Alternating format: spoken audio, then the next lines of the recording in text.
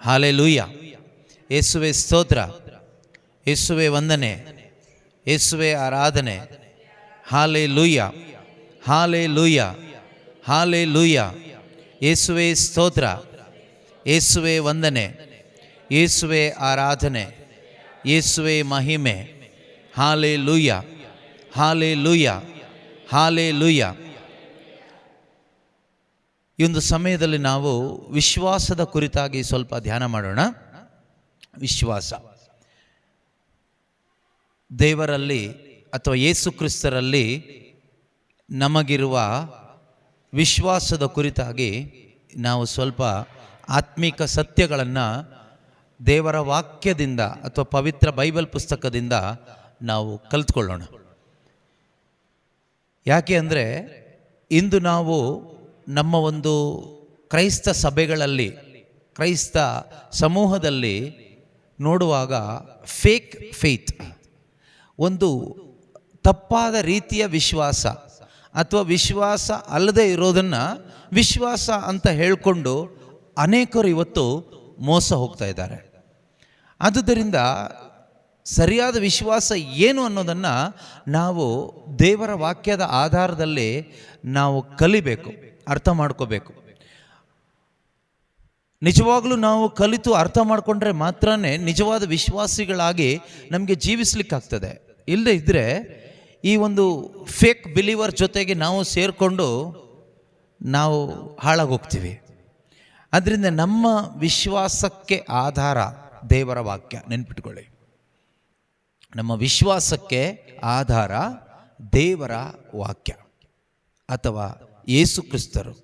Jesus Christ is the source of our faith, or the word of God is the source of our faith. ನಮ್ಮ ವಿಶ್ವಾಸಕ್ಕೆ ಅಥವಾ ಕ್ರಿಸ್ತಿಯ ವಿಶ್ವಾಸಕ್ಕೆ ಆಧಾರ ಯೇಸು ಕ್ರಿಸ್ತರಾಗಿದ್ದಾರೆ ಅಥವಾ ದೇವರ ವಾಕ್ಯವಾಗಿದೆ. ದೇವರ ವಾಕ್ಯದ ಆಧಾರ ಅಲ್ಲದೆ ಇರುವ ವಿಶ್ವಾಸ ಅಲ್ಲ. ದೇವರ ವಾಕ್ಯದ ಆಧಾರದಿಂದ ಅಲ್ಲದೆ ಇರುವ ವಿಶ್ವಾಸ ಅಲ್ವೇ ಅಲ್ಲ. ವಿಶ್ವಾಸಕ್ಕೆ ಆಧಾರ ದೇವರ ವಾಕ್ಯ.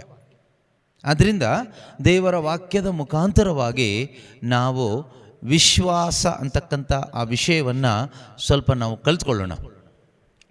ಮತ್ತಾಯನು ಬರೆದ ಶುಭ ಸಂದೇಶ 6ನೇ ಅಧ್ಯಾಯ 25ರಿಂದ 34ರವರೆಗಿರ್ತಕ್ಕಂತಹ ವಾಕ್ಯಗಳು ನಾವು ಧ್ಯಾನ ಮಾಡುವಾಗ, ಮ್ಯಾಥ್ಯೂ 6:25-34 ಅಲ್ಲಿ ಯೇಸು ಸ್ವಾಮಿ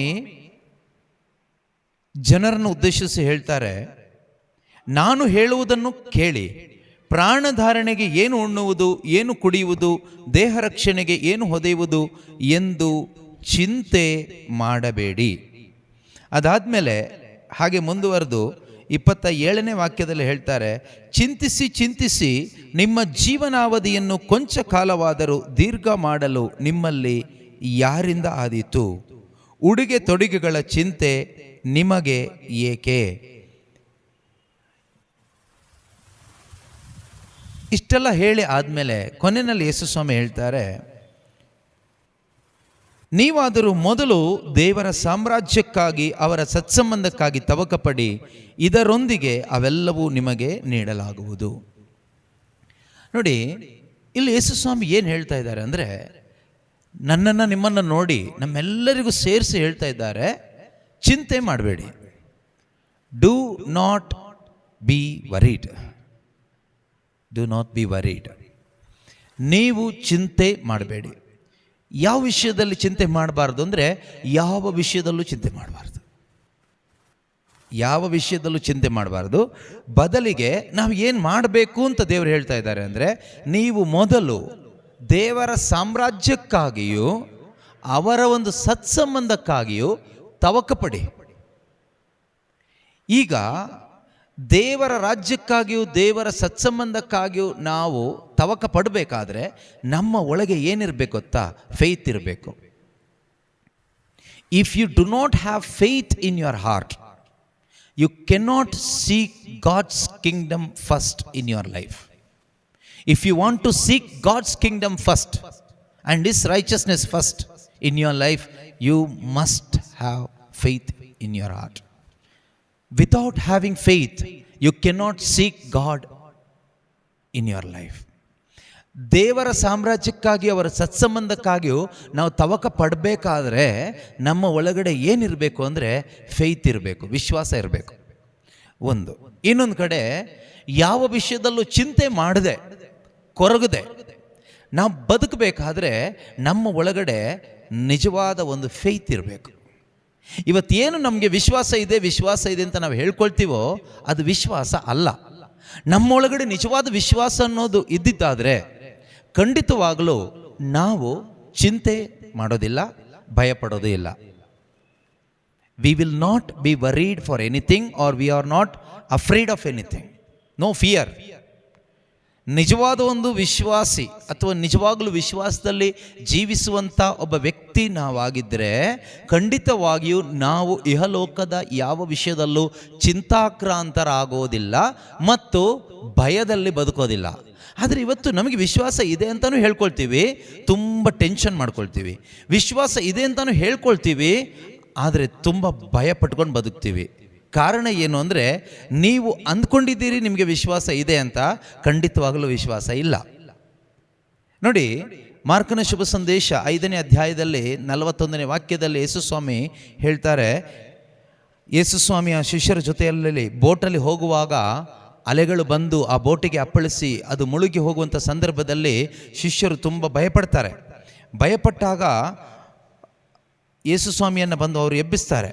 ಗುರುವೇ, ನಾವು ಸಾಯ್ತಾ ಇದ್ದೀವಿ, ನಿಮಗೆ ಚಿಂತೆನೇ ಇಲ್ವೇ, ಆರಾಮಾಗಿ ನಿದ್ದೆ ಮಾಡ್ತಾ ಇದ್ದೀರಲ್ಲ, ಹಾಗೆ ಹೀಗೆ ಅಂತ ಹೇಳುವಾಗ ಯೇಸುಸ್ವಾಮಿ ಹೇಳ್ತಾರೆ, Mark chapter 4 verse 40. Mark chapter 4 verse 40. ಸಮುದ್ರವನ್ನು ಶಾಂತ ಮಾಡಿದ ಯೇಸುಸ್ವಾಮಿ ಶಿಷ್ಯರನ್ನ ನೋಡಿ ಹೇಳ್ತಾರೆ, ಏಕೆ ಇಷ್ಟು ಭಯ, ಇನ್ನೂ ನಿಮಗೆ ವಿಶ್ವಾಸ ಇಲ್ಲವೇ? ಏಕೆ ಇಷ್ಟು ಭಯ, ಇನ್ನೂ ನಿಮಗೆ ವಿಶ್ವಾಸ ಇಲ್ಲವೇ? ಏಕೆ ಇಷ್ಟೊಂದು ಟೆನ್ಷನ್, ಇನ್ನೂ ನಿಮಗೆ ವಿಶ್ವಾಸ ಇಲ್ಲವೇ? ಇದರ ಅರ್ಥ ಇಷ್ಟೇ, ಒಬ್ಬ ನಿಜವಾದ ವಿಶ್ವಾಸಿ ನೀನಾಗಿದ್ದರೆ ನೀನು ಟೆನ್ಷನ್ನಲ್ಲಿ ಬದುಕೋದಿಲ್ಲ. ಒಬ್ಬ ನಿಜವಾದ ವಿಶ್ವಾಸಿ ನೀನಾಗಿದ್ದರೆ ನೀನು ಬದುಕುವುದಿಲ್ಲ, ಭಯದಲ್ಲಿ ಬದುಕೋದಿಲ್ಲ. If you are a true believer, if you have true faith which comes from the word of God, you will not live in fear, you will not live in anxiety, tension.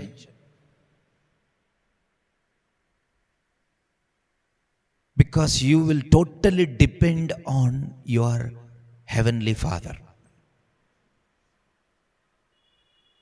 Today we are depending on this world.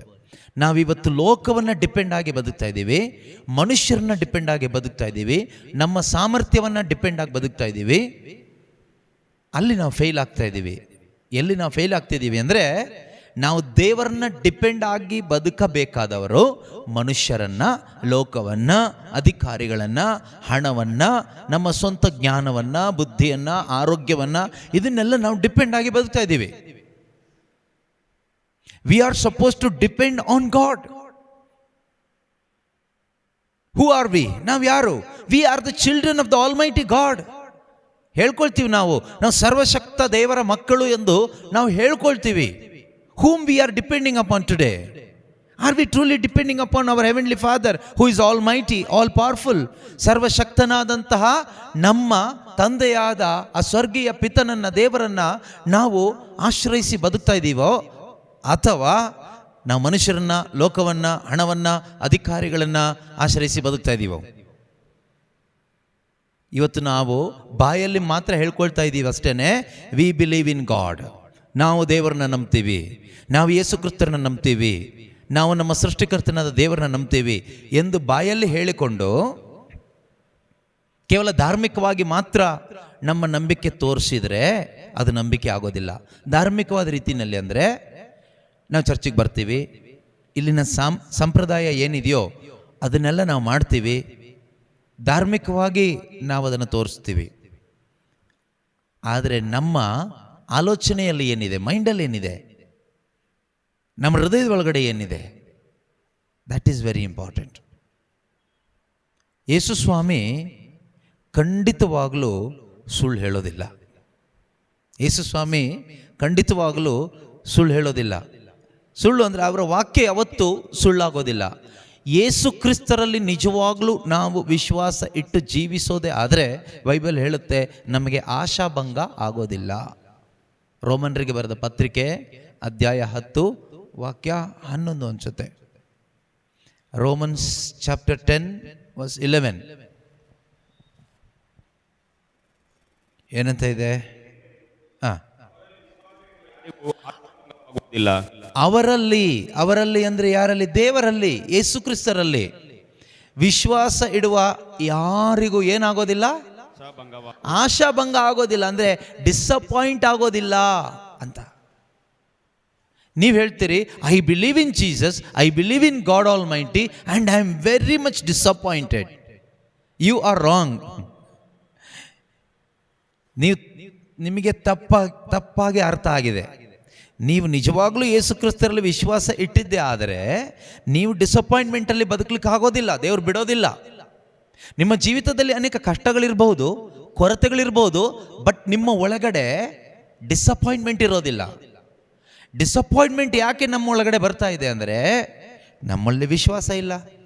ವಿಶ್ವಾಸದ ಒಂದು ಜೀವನವನ್ನು ನಾವು ನಿಜವಾಗಲೂ ಜೀವಿಸ್ತಾ ಇಲ್ಲ. ಹೇಳ್ಕೊಳ್ತೀವಿ ಅಷ್ಟೇನೆ. We all have saying faith, not living faith or doing faith. ಕಾರ್ಯರೂಪದಲ್ಲಿ ಮಾಡುವ ಅಥವಾ ಜೀವಿಸುವ ಒಂದು ವಿಶ್ವಾಸ ಇವತ್ತು ನಮ್ಮಲ್ಲಿ ಅನೇಕರಲ್ಲಿ ಇಲ್ಲ. ಬಾಯಲ್ಲಿ ಹೇಳಿಕೊಳ್ಳುವ ವಿಶ್ವಾಸ ಇದೆ, ಬಾಯಲ್ಲಿ ನಾವೆಲ್ಲರೂ ಹೇಳ್ಕೊಳ್ತೀವಿ, ಆದರೆ ಕಾರ್ಯರೂಪದಲ್ಲಿ ಜೀವಿಸುವಂಥ ಒಂದು ವಿಶ್ವಾಸ ಇವತ್ತು ನಮ್ಮಲ್ಲಿ ಇಲ್ಲ. ಯಾಕೆ ಈ ಒಂದು ವಿಶ್ವಾಸ ನಮ್ಮಲ್ಲಿ ಇನ್ನೂ ಬಂದಿಲ್ಲ ಅಂದರೆ ನಾವು ಸರಿಯಾಗಿ ದೇವರ ವಾಕ್ಯಗಳನ್ನು ಅರ್ಥ ಮಾಡಿಕೊಂಡಿಲ್ಲ. We did not understand the word of God properly. That is why we are not able to have the true faith. We are not able to walk in true faith. ನಿಜವಾದ ವಿಶ್ವಾಸದಲ್ಲಿ ನಾವು ಜೀವಿಸಲಿಕ್ಕೆ ಯಾಕೆ ಆಗ್ತಾ ಇಲ್ಲ, ಯಾಕೆ ಸಾಧ್ಯ ಆಗ್ತಾ ಇಲ್ಲ ಅಂದರೆ ದೇವರ ವಾಕ್ಯಗಳನ್ನು ನಾವು ಸರಿಯಾದ ರೀತಿಯಲ್ಲಿ ಪವಿತ್ರಾತ್ಮನ ಪ್ರೇರಣೆಗನುಸಾರವಾಗಿ ಅದರ ಅರ್ಥ ನಮಗೆ ಆಗಲಿಲ್ಲ. ದೇವರ ವಾಕ್ಯ ಎಲ್ಲಿವರೆಗೂ ನಮಗೆ ಸರಿಯಾದ ರೀತಿಯಲ್ಲಿ ಅರ್ಥ ಆಗೋದಿಲ್ವೋ, ಮನವರಿಕೆ ಆಗೋದಿಲ್ವೋ, ಅಲ್ಲಿಯವರೆಗೂ ನಮ್ಮ ಒಳಗಡೆ ವಿಶ್ವಾಸ ಬರಲ್ಲ. ನಾವು ವಿಶ್ವಾಸಿಗಳಾಗಿ ಬದುಕಲಿಕ್ಕೆ ಆಗೋದಿಲ್ಲ. ನಮ್ಮ ಒಳಗಡೆ ನಿಜವಾದ ಒಂದು ವಿಶ್ವಾಸ ಬಂದು ಆ ವಿಶ್ವಾಸದ ಜೀವನ ಜೀವಿಸಲಿಕ್ಕೆ ಆಗಬೇಕಾದ್ರೆ ದೇವರ ವಾಕ್ಯಗಳು ನಮಗೆ ಅರ್ಥ ಆಗಬೇಕು. ಇಲ್ಲದೆ ಇದ್ದರೆ ನಾವು ಸುಮ್ಮನೆ ಯೇಸು ಕ್ರಿಸ್ತರು ಮಾಡಿದ ಅದ್ಭುತಗಳನ್ನು ಕಂಡು ಯೇಸು ಯೇಸು ಅಂದ್ಕೊಂಡು ಅವ್ರ ಹಿಂದೆ ಹೋದರೆ ನಮ್ಮ ಹೃದಯದಲ್ಲಿ ಭಯ ತುಂಬಿಕೊಳ್ಳುತ್ತೆ, ನಮ್ಮ ಜೀವನದಲ್ಲಿ ನಾವು ಮುಳುಗೋಗ್ತೀವಿ. ಯೇಸು ಸ್ವಾಮಿ ಕೇಳ್ತಾರೆ, ಏಕೆ ಇಷ್ಟು ಭಯ? ನಿಮಗಿನ್ನೂ ವಿಶ್ವಾಸ ಇಲ್ಲವೇ? Fear and faith cannot stay in same place. ಭಯ ಮತ್ತು ವಿಶ್ವಾಸ ಒಂದೇ ಸ್ಥಳದಲ್ಲಿ ಒಟ್ಟಿಗೆ ಇರೋದಿಲ್ಲ. Either you are walking by faith R you are walking by fear. ನೀವು ಭಯದಲ್ಲಿ ಜೀವಿಸ್ಬೋದು ಅಥವಾ ವಿಶ್ವಾಸದಲ್ಲಿ ಜೀವಿಸ್ಬೋದು. ಎರಡರಲ್ಲೂ ಜೀವಿಸ್ತೀನಿ ಅಂತ ಹೇಳಲಿಕ್ಕೆ ಆಗೋದಿಲ್ಲ. ಎರಡರಲ್ಲೂ ಜೀವಿಸ್ಲಿಕ್ಕೆ ಆಗೋದಿಲ್ಲ. ಒಂದಾ ನೀವು ಕತ್ತಲೆಯಲ್ಲಿ ಬದುಕ್ಬೋದು, ಇಲ್ಲ ಬೆಳಕಿನಲ್ಲಿ ಬದುಕ್ಬೋದು. ಕತ್ತಲೆಯಲ್ಲೂ ಬೆಳಕಿನಲ್ಲೂ ಬದುಕ್ತೀನಿ ಅಂದರೆ ಅದು ಯಾವ ಥರ? ಬೆಳಕು ಸ್ವಲ್ಪ ಕಡಿಮೆ ಇರ್ಬೋದು ಅಷ್ಟೇ. ಕತ್ತಲೆ ಅಂದರೆ ಪೂರ್ತಿ ಕತ್ತಲೆನೇ. ಕತ್ತಲೆಗೆ we cannot measure darkness, but light we can measure. ಅದೇ ರೀತಿಯಲ್ಲಿ ವಿಶ್ವಾಸ ನಾವು ಮೆಜರ್ ಮಾಡ್ಬೋದು. ವಿಶ್ವಾಸದಲ್ಲಿ ನಾವು ಬೆಳಿಬೇಕು, ಆದರೆ ಅಜ್ಞಾನದಲ್ಲಿ ಬೆಳಿಲಿಕ್ಕೆ ಏನೂ ಇಲ್ಲ, ಅವಿಶ್ವಾಸದಲ್ಲಿ ಬೆಳವಣಿಗೆ ಏನೂ ಇಲ್ಲ, ಭಯದಲ್ಲಿ ಬೆಳವಣಿಗೆ ಏನೂ ಇಲ್ಲ. ಅದು ಕಂಪ್ಲೀಟ್ ಮುಗೀತು. ಆದರೆ ಬೆಳಕು ನೋಡಿ, ಬೆಳಕು ಹೆಚ್ಚಾಗುತ್ತೆ, ಕಡಿಮೆನೂ ಆಗುತ್ತೆ. ಕತ್ತಲೆ ಹೆಚ್ಚು ಆಗಲ್ಲ. ಕತ್ತಲೆನೇ. ಕತ್ತಲೆ ಅಂದರೆ ಏನು? ಬೆಳಕಿಲ್ಲದೆ ಇರೋದೇ ಕತ್ತಲೆ. Darkness means absence of light. What is fear? Absence of faith is fear. ಇವತ್ತೆಷ್ಟೋ ಜನ ಕ್ರೈಸ್ತ ವಿಶ್ವಾಸಿಗಳು ಎಂದು ಕರೆಸಿಕೊಳ್ಳುತ್ತಾ ಇರುವವರು ಭಯದಲ್ಲಿ ಬದುಕ್ತಾ ಇದ್ದಾರೆ. ಪ್ರೀತಿಯ ಸಹೋದರ ಸಹೋದರಿಯರೇ, ನೋಡಿ, ಯೇಸು ಸ್ವಾಮಿಗೆ ಹೇಳಲಿಕ್ಕೆ ಸುಲಭ ಅಂತ ನಾವು ಹೇಳ್ತೀವಿ, ಚಿಂತೆ ಮಾಡಬೇಡಿ, ಯಾವ ವಿಷಯದಲ್ಲೂ ಚಿಂತೆ ಮಾಡಬೇಡಿ ಅಂತ ಹೇಳ್ತಾರೆ. ಆದರೆ ಇದು ನಮಗಾಗುತ್ತಾ? ಈಗ ನಾವಿರುವ ಪರಿಸ್ಥಿತಿಗೆ ಚಿಂತೆ ಮಾಡದೆ, ಟೆನ್ಷನ್ ಮಾಡದೆ, ಭಯಪಡದೆ ಬದುಕಲಿಕ್ಕೆ ಆಗುತ್ತಾ ಅಂತ ನಮಗೊಂದು ಪ್ರಶ್ನೆ ಬರ್ಬೋದು. ಪ್ರೀತಿಯ ಸಹೋದರ ಸಹೋದರಿಯರೇ, ನಮಗೆ ಆಗುತ್ತೆ ಅಂತಲೇ ದೇವರು ಹೇಳ್ತಾ ಇದ್ದಾರೆ. ನೋಡಿ, ಮಾತೆ ಮರಿಯಳಿಗೆ ದೇವದೂತ ಬಂದು ಒಂದು ಸಂದೇಶ ಹೇಳ್ತಾರೆ, ನೀನು ಗರ್ಭವತಿಯಾಗಿ ಒಂದು ಗಂಡು ಮಗುವಿಗೆ ಜನ್ಮ ಕೊಡ್ತೀಯಾ, ಆ ಮಗುವಿಗೆ ಯೇಸು ಎಂದು ನೀನು ಹೆಸರಿಡಬೇಕು. You will get pregnant and you will bear a son. You shall name him Jesus. ಆಗ ಮಾತೆ ಮರಿಯಳು ಒಂದು ಪ್ರಶ್ನೆ ಕೇಳ್ತಾರೆ, ಹೌ ಇಸ್ ದಿಸ್ ಪಾಸಿಬಲ್? ಲೂಕನು ಬರೆದ ಶುಭ ಸಂದೇಶ 1ನೇ ಅಧ್ಯಾಯ 34ನೇ ವಾಕ್ಯ, ಲೂಕ್ ಚಾಪ್ಟರ್ 1 ವರ್ಸ್ 34. ಹೇಗೆ ಸಾಧ್ಯ ಇದು? ಹೇಗೆ ಸಾಧ್ಯ? ನನಗೆ ಯಾವುದೇ ಪುರುಷನ ಸಂಪರ್ಕ ಇಲ್ಲ, ನಾನಿನ್ನು ಕನ್ಯೆ, ನಾನು ಯಾವುದೇ ವ್ಯಭಿಚಾರದಲ್ಲಿ ಬಿದ್ದವಳಲ್ಲ, ಯಾವುದೇ ಪುರುಷನ ಸಂಪರ್ಕ ಇಲ್ಲ, ನೀನೇನು ಹೇಳ್ತಾ ಇದೀಯಾ, ನೀನು ಪ್ರೆಗ್ನೆಂಟ್ ಆಗ್ತೀಯಾ ಅಂತ. How is this possible? ಅದಕ್ಕೆ ಏನು ಹೇಳ್ತಾರೆ? ಇದು ಆಗುವುದಾದರೂ ಹೇಗೆ? ನನಗೆ ಯಾವ ಪುರುಷನ ಸಂಸರ್ಗವೋ ಅಥವಾ ಸಂಪರ್ಕವೂ ಇಲ್ಲವಲ್ಲ, ಇದಾಗುವುದಾದರೂ ಹೇಗೆ? ನೋಡಿ, ಇದೆಲ್ಲ ಇಂಪಾಸಿಬಲ್ ಥಿಂಗ್ಸ್, ಸಾಧ್ಯನೇ ಆಗದೆ ಇರತಕ್ಕಂಥ ವಿಷಯ, ಪ್ರಪಂಚದ ಹಿಸ್ಟ್ರಿಯಲ್ಲಿ ಹಿಂದೆ ಎಂದಿಗೂ ನಡೆಯದಂಥ ಒಂದು ವಿಷಯ. ಮರಿಯಳ ಜೀವಮಾನದಲ್ಲಿ ಈ ಥರ ಒಂದು ವಿಷಯ ಯಾವತ್ತೂ ಕೇಳಿದ್ದಿಲ್ಲ. ಸಾರಾಳು ಪ್ರೆಗ್ನೆಂಟ್ ಆದ್ಲು, ನಿಜ, ಅಬ್ರಹಾಮನಿಂದ ಪ್ರೆಗ್ನೆಂಟ್ ಆದ್ಲು, ಪುರುಷ ಸಂಪರ್ಕ ಇತ್ತು, ಏಜ್ ಆಗಿದ್ರೂ ಕೂಡ ವಿವಾಹ ಆಗಿತ್ತು, ಪುರುಷ ಸಂಪರ್ಕ ಇತ್ತು. ಆದರೆ ಇದು ಪುರುಷ ಸಂಪರ್ಕ ಇಲ್ಲ, ವಿವಾಹ ಆಗಿಲ್ಲ, ಪ್ರೆಗ್ನೆಂಟ್ ಆಗ್ತೀಯ ಅಂತ ಹೇಳ್ತಾ ಇದ್ದಾರೆ. ಇಂಪಾಸಿಬಲ್, ಇದು ಅಸಾಧ್ಯ, ಮನುಷ್ಯನಿಗೆ ಸಾಧ್ಯ ಇಲ್ಲ. ಇದುವರೆಗೂ ಎಂದು ನಡೆಯದ ಒಂದು ಕಾರ್ಯ, ಕೇಳದ ಕಾರ್ಯ, ಕಾಣದ ಕೇಳದ ಅರಿಯದ ಒಂದು ಕಾರ್ಯ. ದೇವರು ಹೇಳ್ತಾ ಇದ್ದಾರೆ, ನೀನು ಪ್ರೆಗ್ನೆಂಟ್ ಆಗ್ತೀಯ, ನೀನೊಂದು ಗಂಡು ಮಗುವಿಗೆ ತಾಯಿ ಆಗ್ಲಿಕ್ಕೆ ಹೋಗ್ತಾ ಇದೀಯಾ, ಆ ಮಗುವಿಗೆ ನೀನು ಯೇಸು ಎಂದು ಹೆಸರಿಡಬೇಕು. ಇದು ಹೇಳ್ತಾ ಇರೋದು ಎಂಗೇಜ್ಮೆಂಟ್ ಆಗಿರೋ ಒಂದು ಹುಡುಗಿ ಹತ್ರ, ಒಂದು ಕನ್ಯೆ ಹತ್ರ. ಆಕೆ ಮನಸ್ಸಿನಲ್ಲಿ ಬಂದ ಒಂದು ಪ್ರಶ್ನೆ, ಇದು ಆಗುವುದಾದರೂ ಹೇಗೆ, ನನಗೆ ಯಾವುದೇ ಪುರುಷನ ಸಂಪರ್ಕ ಇಲ್ವಲ್ಲ. ಅವಳು ಹೇಗೆ ಥಿಂಕ್ ಮಾಡಿದ್ಲು ಗೊತ್ತಾ? ನ್ಯಾಚುರಲ್ ಆಗಿ ಥಿಂಕ್ ಮಾಡಿದ್ಲು, ಮಾನಸಿಕವಾಗಿ ಆಲೋಚನೆ ಮಾಡಿದ್ಲು.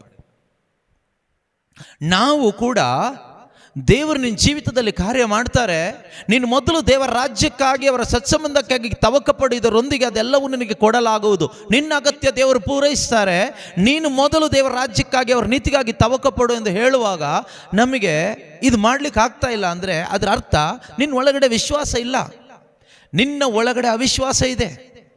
ನಿನ್ನ ಒಳಗಡೆ ವಿಶ್ವಾಸ ಇದ್ದರೆ ನೀನೇನು ಮಾಡ್ತೀಯಾ? ದೇವರ ರಾಜ್ಯಕ್ಕಾಗಿ, ನೀತಿಗಾಗಿ ತವಕ ಪಡ್ತೀಯ. ನಾವೇನು ಮಾಡ್ತೀವಿ ಗೊತ್ತಾ? ಮರಿಯಳು ಕೇಳಿದ ಹಾಗೆ ಮಾನುಷಿಕವಾದ ರೀತಿಯಲ್ಲಿ ಪ್ರಶ್ನಿಸ್ತೀವಿ ದೇವರನ್ನ. ದೇವರ ವಾಕ್ಯವನ್ನ ಮಾನುಷಿಕವಾದ ರೀತಿಯಲ್ಲಿ, ನಮ್ಮ ಸ್ವಂತ ಆಲೋಚನೆಯಲ್ಲಿ ನಾವು ಥಿಂಕ್ ಮಾಡಿ ನಾವು ಕ್ವೆಶ್ಚನ್ ಮಾಡ್ತೀವಿ. ಅದಕ್ಕೆ ಪ್ರತ್ಯುತ್ತರವಾಗಿ ದೇವದೂತ ಏನು ಉತ್ತರ ಕೊಡ್ತಾರೆ?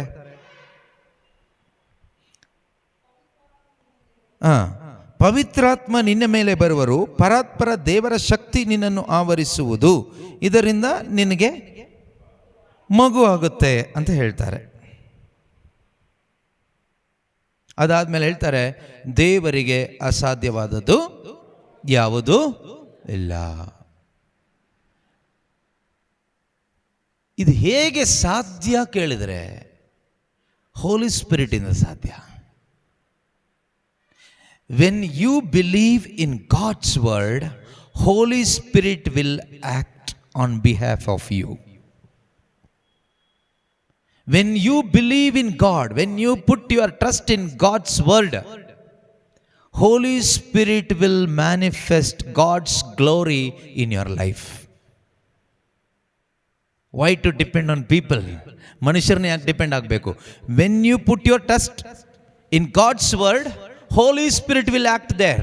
ಪವಿತ್ರಾತ್ಮರಲ್ಲಿ ಕ್ರಿಯೆ ಮಾಡ್ತಾರೆ. ಪವಿತ್ರಾತ್ಮರು ಅಲ್ಲಿ ಕ್ರಿಯೆ ಮಾಡುವಾಗ ಮನುಷ್ಯನಿಗೆ ಅಸಾಧ್ಯವಾದದ್ದನ್ನು ದೇವರು ಅಲ್ಲಿ ಸಾಧಿಸ್ತಾರೆ. What is impossible for man, God will make it possible for you through the power of the Holy Spirit. When you put your trust in God's word, ದೇವರ ವಾಕ್ಯದಲ್ಲಿ ನೀನು ನಂಬಿಕೆ ಇಟ್ಟು ಕಾರ್ಯ ಮಾಡುವಾಗ, when you obey the word of God, ನೀನು ದೇವರ ವಾಕ್ಯವನ್ನು ಅನುಸರಣೆ ಮಾಡುವಾಗ, that is putting your trust in God's word, ದೇವರ ವಾಕ್ಯದಲ್ಲಿ ನೀನು ನಂಬಿಕೆ ಇಟ್ಟು ಹೆಜ್ಜೆ ಇಡುವಾಗ ದೇವರು ಸುಮ್ಮನೆ ಇರೋದಿಲ್ಲ. Holy Spirit will act.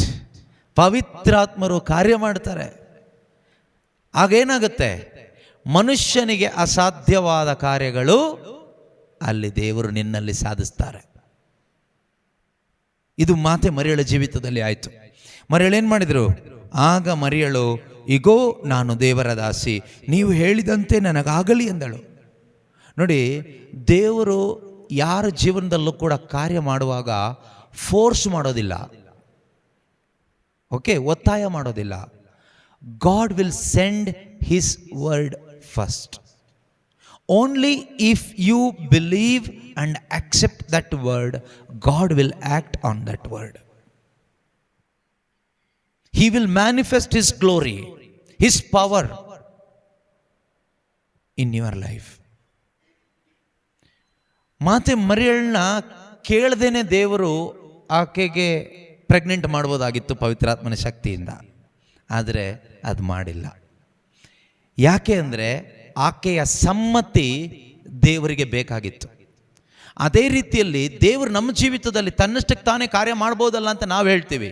No, without your cooperation, ನಿನ್ನ ಸಹಕಾರ ಇಲ್ಲದೆ, ನಿನ್ನ ಸಮ್ಮತಿ ಇಲ್ಲದೆ, that means without expressing faith, your faith, ನೀನು ದೇವರಲ್ಲಿ ವಿಶ್ವಾಸವನ್ನು ವ್ಯಕ್ತಪಡಿಸದೆ, ನೀನು ಬಿಟ್ಟು ಕೊಡದೆ ನಿನ್ನ ಜೀವಿತದಲ್ಲಿ ದೇವರು ಕಾರ್ಯ ಮಾಡೋದಿಲ್ಲ. ಅದೇ ಇದರ ಅರ್ಥ. ಮಾತೆ ಮರಿಯಳು ಬಿಟ್ಟು ಕೊಟ್ಟರು, ಒಪ್ಕೊಂಡ್ರು, ಅಕ್ಸೆಪ್ಟ್ ಮಾಡಿದರು. ಇಗೋ ಕರ್ತನ ದಾಸಿ, behold the handmaid of God. ದೇವರೇ, ಅದರ ಅರ್ಥ ಇನ್ನೊಂದು ರೀತಿಯಲ್ಲಿ ಹೇಳೋದಾದರೆ, Lord, here I am your servant, I am ready to take risk on this word what you said. ದೇವರೇ, ನೀನೀಗೇನು ನುಡಿದಿದೆಯಲ್ವಾ, ಈ ವಾಕ್ಯವನ್ನು ನಾನು ಒಪ್ಪಿಕೊಂಡು ರಿಸ್ಕ್ ತೆಗೆದುಕೊಳ್ಳಲಿಕ್ಕೆ ನಾನು ತಯಾರಾಗಿದ್ದೀನಿ. I am ready to take any risk, even to the point of my death. I am ready to take the risk for the sake of your word. ನಿನ್ನ ವಾಕ್ಯದ ನಿಮಿತ್ತ ನಾನು ಏನು ರಿಸ್ಕ್ ಬೇಕಾದರೂ ತೆಗೆದುಕೊಳ್ಳಲಿಕ್ಕೆ ತಯಾರಾಗಿದ್ದೀನಿ, ಅದು ಸಾವಾದಿದ್ರೂ ಪರವಾಗಿಲ್ಲ ದೇವರೇ ಎಂದು ಹೇಳಿ ಒಪ್ಪಿಗೆ ವ್ಯಕ್ತಪಡಿಸಿದ ನಂತರನೇ ಅಲ್ಲಿ ದೇವರ ಕಾರ್ಯ ಆಕೆಯಲ್ಲಿ ಮ್ಯಾನಿಫೆಸ್ಟ್ ಆಗಿದ್ದು. It was not easy for her to say yes to the Lord for that word. ದೇವದೂತ ಕೊಟ್ಟ ಆ ಸಂದೇಶಕ್ಕೆ ಒಪ್ಪಿಗೆಯನ್ನು ವ್ಯಕ್ತಪಡಿಸಲಿಕ್ಕೆ ಈಸಿ ಆಗಿರಲಿಲ್ಲ. It was not easy. ಅವಳೇನು ಕೆಟ್ಟ ಒಂದು ಕನ್ನಿಕೆ ಅಲ್ಲ, ಒಳ್ಳೆ ಕನ್ನಿಕೆ, ದೈವ ಭಯ, ವಿಶ್ವಾಸ, ಪ್ರಾರ್ಥನೆ ಎಲ್ಲ ಇರುವಂತಹ ಒಳ್ಳೆಯ ಒಂದು ಕನ್ನಿಕೆ, ಒಳ್ಳೆಯ ಒಂದು ಹುಡುಗಿ.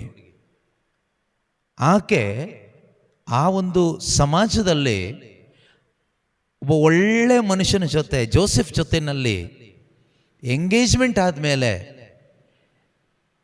ಅವನ ಒಂದು ಕನೆಕ್ಷನ್ ಇಲ್ಲದೆ ಪ್ರೆಗ್ನೆಂಟ್ ಆಗಲಿಕ್ಕೆ ಒಪ್ಕೊಳ್ತಾ ಇದ್ದಾಳೆ ಅಂದರೆ she has to face so many challenges. ತುಂಬ ಚಾಲೆಂಜಸ್ ಆಕೆ ಫೇಸ್ ಮಾಡಬೇಕಾಗಿ ಬರ್ಬೋದು. ಎಲ್ಲದಕ್ಕಿಂತ ದೊಡ್ಡ ಟೆನ್ಷನ್ ಜೋಸೆಫ್ನ ಕನ್ವಿನ್ಸ್ ಮಾಡಬೇಕು, ಹೇಗೆ ನಾನು ಪ್ರೆಗ್ನೆಂಟ್ ಆದೆ ಅಂತ. ಜೋಸೆಫ್ನ ಕನ್ವಿನ್ಸ್ ಮಾಡ್ಬೋದಾಗಿತ್ತು, ಹಿಂದೆ ಎಲ್ಲಿಯಾದರೂ ನಡೆದಿದ್ರೆ, ನೋಡು ಇಲ್ಲಿ ಇವ್ರ ಜೀವನದಲ್ಲೂ ಹೀಗೆ ಪವಿತ್ರಾತ್ಮರು ಮಾಡಿದ್ರಲ್ವಾ, ಅದೇ ರೀತಿ ನನಗೂ ಆಗಿದೆ ಅಂತ ಹೇಳ್ಬೋದಾಗಿತ್ತು. ಹಿಂದೆ ಎಲ್ಲಿಯೂ ಆಗಲಿಲ್ಲ, ಹಿಂದೆ ಯಾವತ್ತೂ ನಡೆದಿಲ್ಲ, ಏನು ತೋರಿಸ್ಲಿಕ್ಕೆ ಪ್ರೂಫ್ ಇಲ್ಲ. ಜೋಸೆಫ್ ಹತ್ರ ಹೋಗ್ಬಿಟ್ಟು, ಜೋಸೆಫ್ ಪವಿತ್ರಾತ್ಮನ ಶಕ್ತಿಯಿಂದ ನಾನೀಗ ಪ್ರೆಗ್ನೆಂಟ್ ಆಗಿದ್ದೀನಿ ಅಂತ ಹೇಳಲಿಕ್ಕೂ ಆಗೋದಿಲ್ಲ. ಹೇಳಿದರೆ ಜೋಸೆಫ್ ಒಪ್ಕೊಳ್ತಾರಾ? ಈಸಿಯಾಗಿ ಒಪ್ಕೊಳ್ಳಿಕ್ಕೆ ಆಗೋದು ಇಲ್ಲ. ಆದರೂ ಕೂಡ God knows end from the beginning. ಪ್ರಾರಂಭದಲ್ಲಿಯೇ ಅಂತ್ಯ ದೇವರಿಗೆ ಗೊತ್ತಿದೆ. He knows everything. ಅವರಿಗೆಲ್ಲವೂ ತಿಳಿದಿದೆ. He knows how to deal this issue. ಈ ಒಂದು ಸಮಸ್ಯೆ ಹೇಗೆ ಬಗೆಹರಿಸಬೇಕು ದೇವರಿಗೆ ಗೊತ್ತಿದೆ. I don't have to be worried. ನಾನು ಇದಕ್ಕೆ ವರಿ ಮಾಡೋ ಅವಶ್ಯಕತೆ ಇಲ್ಲ. I don't have to be afraid of this matter. ಈ ವಿಷಯದಲ್ಲಿ ನಾನು ಭಯಪಡೋ ಅವಶ್ಯಕತೆ ಇಲ್ಲ. Because I surrendered my life to God. ನನ್ನ ಜೀವನವನ್ನು ನಾನು ದೇವರಿಗೆ ಸರೆಂಡರ್ ಮಾಡಿಕೊಟ್ಟಿದ್ದೇನೆ. That is how she put her trust in God. ಆ ರೀತಿಯಲ್ಲಿ ದೇವರಲ್ಲಿ ಆಕೆ ನಂಬಿಕೆ ಇಟ್ಲು. What she did? She started seeking God and His kingdom first. By giving first priority to the message of God. ದೇವರ ವಾಕ್ಯಕ್ಕೆ ಮೊದಲ ಆದ್ಯತೆಯನ್ನು ಕೊಡುವುದರ ಮುಖಾಂತರ ಅವಳೇನು ಮಾಡಿದ್ಲು? ದೇವರ ರಾಜ್ಯಕ್ಕಾಗಿಯೂ ನೀತಿಗಾಗಿಯೂ ಆಕೆ ತವಕಪಟ್ಲು. ಮಾನವನಿಗೆ ಅಸಾಧ್ಯವಾದದ್ದು ದೇವರು ಆಕೆಯಲ್ಲಿ ಸಾಧಿಸಿದರು. ಒಂದು ಜೋಸೆಫ್ನ ಡೀಲ್ ಮಾಡೋದು, ಇನ್ನೊಂದು ಅವಳ ಪೇರೆಂಟ್ಸ್, ಅವರ ತಂದೆ ತಾಯಿ, ಪೋಷಕರು, ಬಂಧು ಬಳಗದವರು, ಎಲ್ಲಕ್ಕಿಂತ ಹೆಚ್ಚಾಗಿ ಅವಳ ಸಮಾಜ, ಜೂಯಿಷ್ ಕಮ್ಯುನಿಟಿ. ಆ ಕಮ್ಯುನಿಟಿ ಅವಳಿಗೆ ಕೊಡಬಹುದಾದ ಶಿಕ್ಷೆ ಕಲ್ಲೆಸೆದು ಸಾಯಿಸುವಂಥ ಮರಣದಂಡನೆ. ಒಂದು ವೇಳೆ ಜೋಸೆಫ್ ಏನಾದರೂ ಬಂದು ಕಂಪ್ಲೇಂಟ್ ಮಾಡಿದ್ರೆ, ಅವಳಿಗೆ ಗೊತ್ತದು ಎಂಗೇಜ್ಮೆಂಟ್ ಆಗಿದ್ದಂಥ ಈ ಹುಡುಗಿ ಏನಾದರೂ ಕಂಪ್ಲೇಂಟ್ ಮಾಡಿದ್ರೆ ಖಂಡಿತವಾಗ್ಲೂ ನನಗೆ ಸಾವು ಗ್ಯಾರಂಟಿ, ಅವಮಾನ ಗ್ಯಾರಂಟಿ, ಬಹಿಷ್ಕಾರ guarantee. She was ready to take all the risk. That much faith she had. ಮಾತೆ ಮರಿಯಳು ಮಾತ್ರ ಅಲ್ಲ, ನೀವು ಬೇಕಾದರೆ ಮರಿಯಳ ಪತಿಯಾದ ಜೋಸೆಫ್ ಅವರ ವಿಷಯ ನೋಡ್ಕೊಳ್ಳಿ. ಅವ್ರಿಗೆ ಗೊತ್ತಾಯ್ತು. ಮತ್ತಾಯನು ಬರೆದ ಶುಭ ಸಂದೇಶ 1ನೇ ಅಧ್ಯಾಯ 18ನೇ ವಾಕ್ಯ ಓದಿದರೆ ನಮಗೆ ಗೊತ್ತಾಗ್ತದೆ. Matthew chapter 1 verse 18. ಅಲ್ಲಿ ಮರಿಯಳು ಗರ್ಭವತಿಯಾದ ವಿಷಯ ಯಾರಿಗೆ ಗೊತ್ತಾಯ್ತು?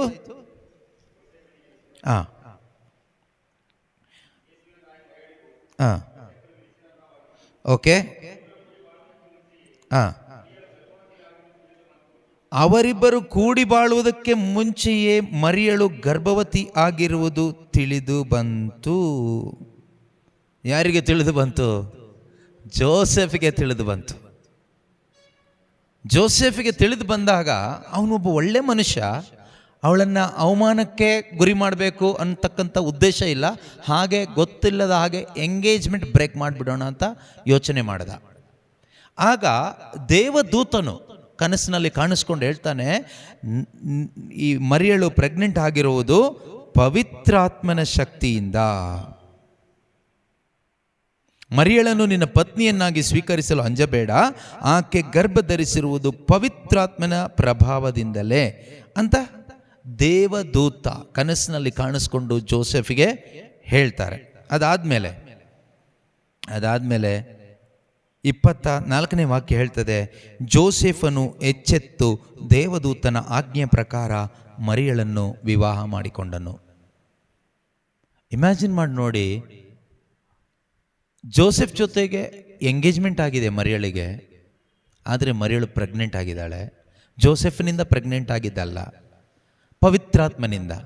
ಅವನು ಎಷ್ಟೊಂದು ದೇವರನ್ನ ನಂಬಿರ್ಬೋದು, ಡಿಪೆಂಡ್ ಆಗಿರ್ಬೋದು.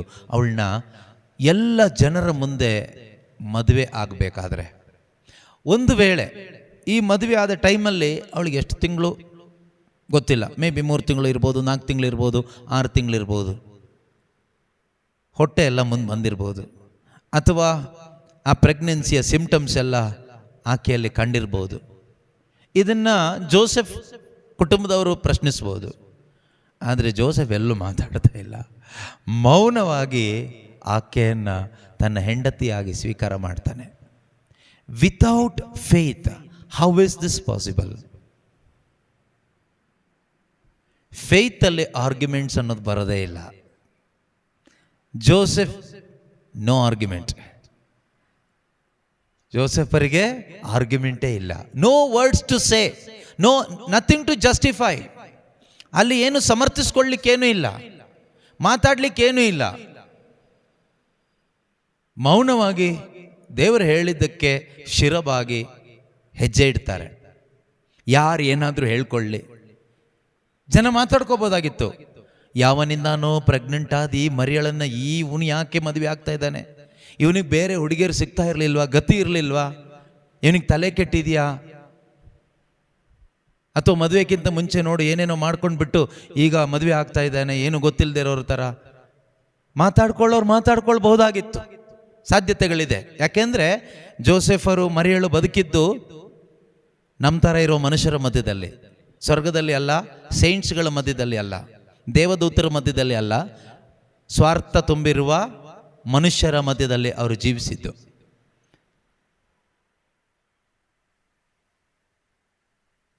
ಹಾಗಿದ್ರೂ ಕೂಡ ಅವರು ಯಾವುದೇ ರೀತಿಯಲ್ಲೂ ಭಯಪಡದೆ, ನಾಚಿಕೆ ಪಟ್ಕೊಳ್ಳದೆ, ಟೆನ್ಷನ್ ಮಾಡ್ಕೊಳ್ದೆ, ದೇವರು ಹೇಳಿದ್ದಾರೆ, ದೇವರು ನೋಡ್ಕೊಳ್ತಾರೆ, ಆ ನಂಬಿಕೆಯಲ್ಲಿ ಅವರು ಹೆಜ್ಜೆ ಇಡ್ತಾರೆ.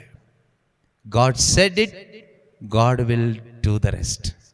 ದೇವರು ಹೇಳಿದ್ದಾರೆ, ಮುಂದಿನ ದೇವರೇ ಮಾಡ್ತಾರೆ. ನಾವೇನು ಮಾಡಬೇಕೀಗ? ನಾವು ದೇವರು ನಮಗೇನು ಮಾಡ್ಲಿಕ್ಕೆ ಹೇಳಿದಾರೋ ಅದನ್ನು ಮಾತ್ರ ಮಾಡಬೇಕು. That is faith. ಹಾಗಾದರೆ ದೇವರ ಮೇಲೆ ಪ್ರೀತಿ ಇಲ್ಲದೆ ಇರುವ ಯಾರಿಗೂ ದೇವರನ್ನ ಬಿಲೀವ್ ಮಾಡಲಿಕ್ಕಾಗೋದಿಲ್ಲ. ದೇವರ ಮೇಲೆ ಪ್ರೀತಿ ಇಲ್ಲದೆ ದೇವರನ್ನ ನಂಬಲಿಕ್ಕೆ ಆಗೋದಿಲ್ಲ. ದೇವರ ಮೇಲೆ ಪ್ರೀತಿ ನಮ್ಮ ಹೃದಯದಲ್ಲಿ ಇದ್ದರೆ ಖಂಡಿತವಾಗಿಯೂ ನಾವು ದೇವರನ್ನ ನಂಬ್ತೀವಿ. ದೇವರನ್ನ ನಂಬೋದು ಅಂದರೆ ಅವರ ವಾಕ್ಯ ಅನುಸರಣೆ ಮಾಡ್ತೀವಿ. ದೇವರ ಮೇಲೆ ನಮಗೆ ಪ್ರೀತಿ ಇಲ್ಲದೆ ಇರುವಾಗ ಖಂಡಿತವಾಗಲೂ ನಮಗೆ ಅವರ ವಾಕ್ಯವನ್ನು ಅನುಸರಣೆ ಮಾಡಲಿಕ್ಕೆ ಆಗೋದಿಲ್ಲ. That means we cannot trust him. ದೇವರನ್ನ ಟ್ರಸ್ಟ್ ಮಾಡಬೇಕಾದ್ರೆ ದೇವರ ಮೇಲೆ ನಮಗೆ ಮೊದಲೇನಿರಬೇಕು? ಪ್ರೀತಿ ಇರಬೇಕು. ಈಗ ನೋಡಿ, ನಮಗೊಬ್ಬರ ಮೇಲೆ ಪ್ರೀತಿ ಇದ್ದರೆ ನಾವು ಅವ್ರ ಮಾತನ್ನು ಟ್ರಸ್ಟ್ ಮಾಡ್ತೀವಿ, ಅವ್ರ ಮಾತನ್ನು ನಂಬ್ತೀವಿ, ಅವ್ರ ಮಾತನ್ನು ಅನುಸರಣೆ ಮಾಡ್ತೀವಿ. ನಮಗೊಬ್ಬರ ಮೇಲೆ ಪ್ರೀತಿ ಇಲ್ಲ, ಡೌಟ್ ಇದೆ, ನಾವು ಅವ್ರ ಮಾತು ನಂಬಲ್ಲ, ಅವ್ರ ಮಾತು ಅನುಸರಣೆ ಮಾಡೋದಿಲ್ಲ. ಇವತ್ತು ನಮಗೆ ದೇವರ ಮಾತನ್ನು ಅನುಸರಣೆ ಮಾಡಲಿಕ್ಕೆ ಯಾಕೆ ಸಾಧ್ಯ ಆಗ್ತಾ ಇಲ್ಲ ಅಂದರೆ, ನಮ್ಮ ಹೃದಯದಲ್ಲಿ ದೇವರ ಮೇಲೆ ನಿಜವಾದ ಪ್ರೀತಿ ಇಲ್ಲ. ದೇವರ ಮೇಲೆ ನಿಜವಾದ ಪ್ರೀತಿ ಇಲ್ಲ. ದೇವರ ಮೇಲೆ ನಿಜವಾದ ಪ್ರೀತಿ ಇರುವವರು ಖಂಡಿತವಾಗಲೂ ವಿಶ್ವಾಸದ ಜೀವನವನ್ನು ಜೀವಿಸ್ತಾರೆ. If you have true love for God, you will walk in faith. ದೇವರ ಮೇಲೆ ನಿಜವಾದ ಪ್ರೀತಿ ಇದ್ದರೆ ನಾವು ವಿಶ್ವಾಸದ ಜೀವನವನ್ನು ಜೀವಿಸ್ತೀವಿ.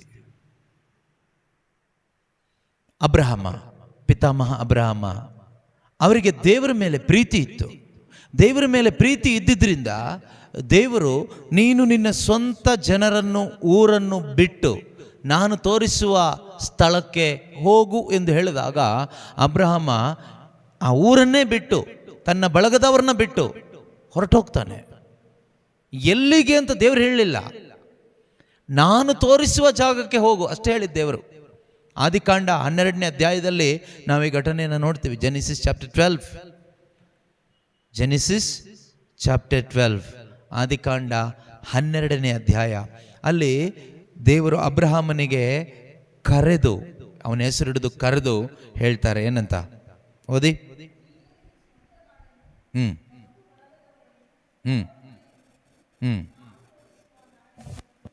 ಹಾಂ, ಓಕೆ.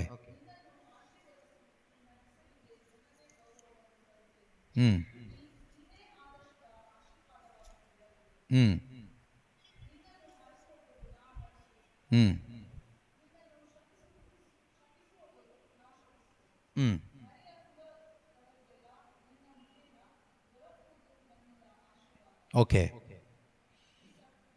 4ನೇ ವಾಕ್ಯ.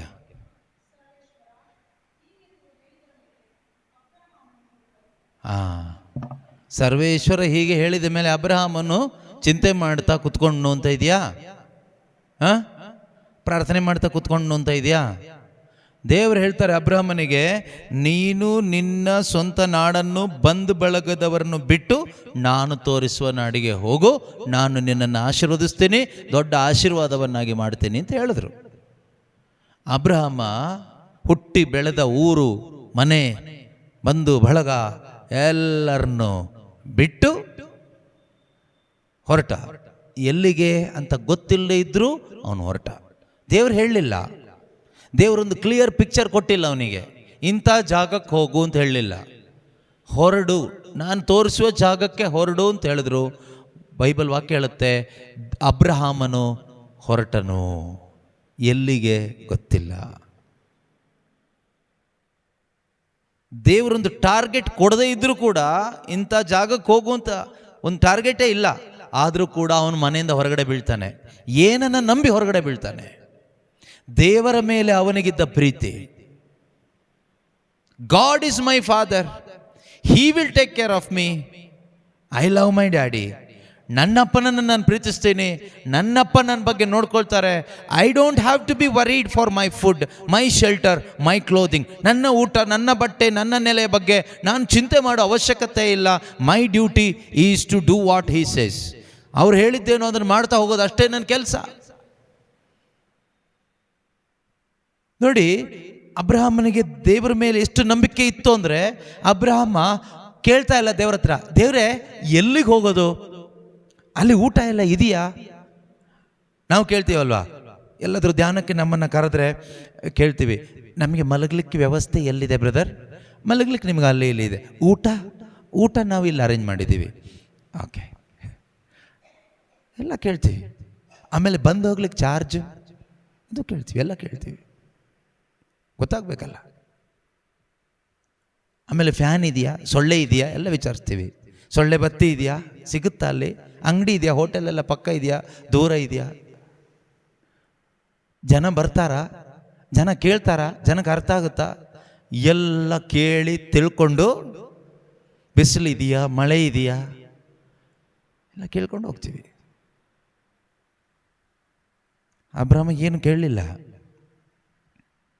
ಅಲ್ಲ, ಎಲ್ಲ ಈಗ ಬಿಟ್ಟು ಹೋಗ್ಬಿಟ್ರೆ ಆಮೇಲೆ ಮುಂದೆ ನಮ್ಮ ಗತಿ, ಮುಂದೆ ನಮ್ಮ ಫ್ಯೂಚರ್ ಏನು ಕೇಳಲಿಲ್ಲ. ಅಬ್ರಹಾಮನ ಹೃದಯದಲ್ಲಿ ದೇವರ ಮೇಲೆ ಪ್ರೀತಿ ಇತ್ತು. Because he loved God more than his belongings and his family members. That is why he went. He obeyed. Your obedience shows your faith in God.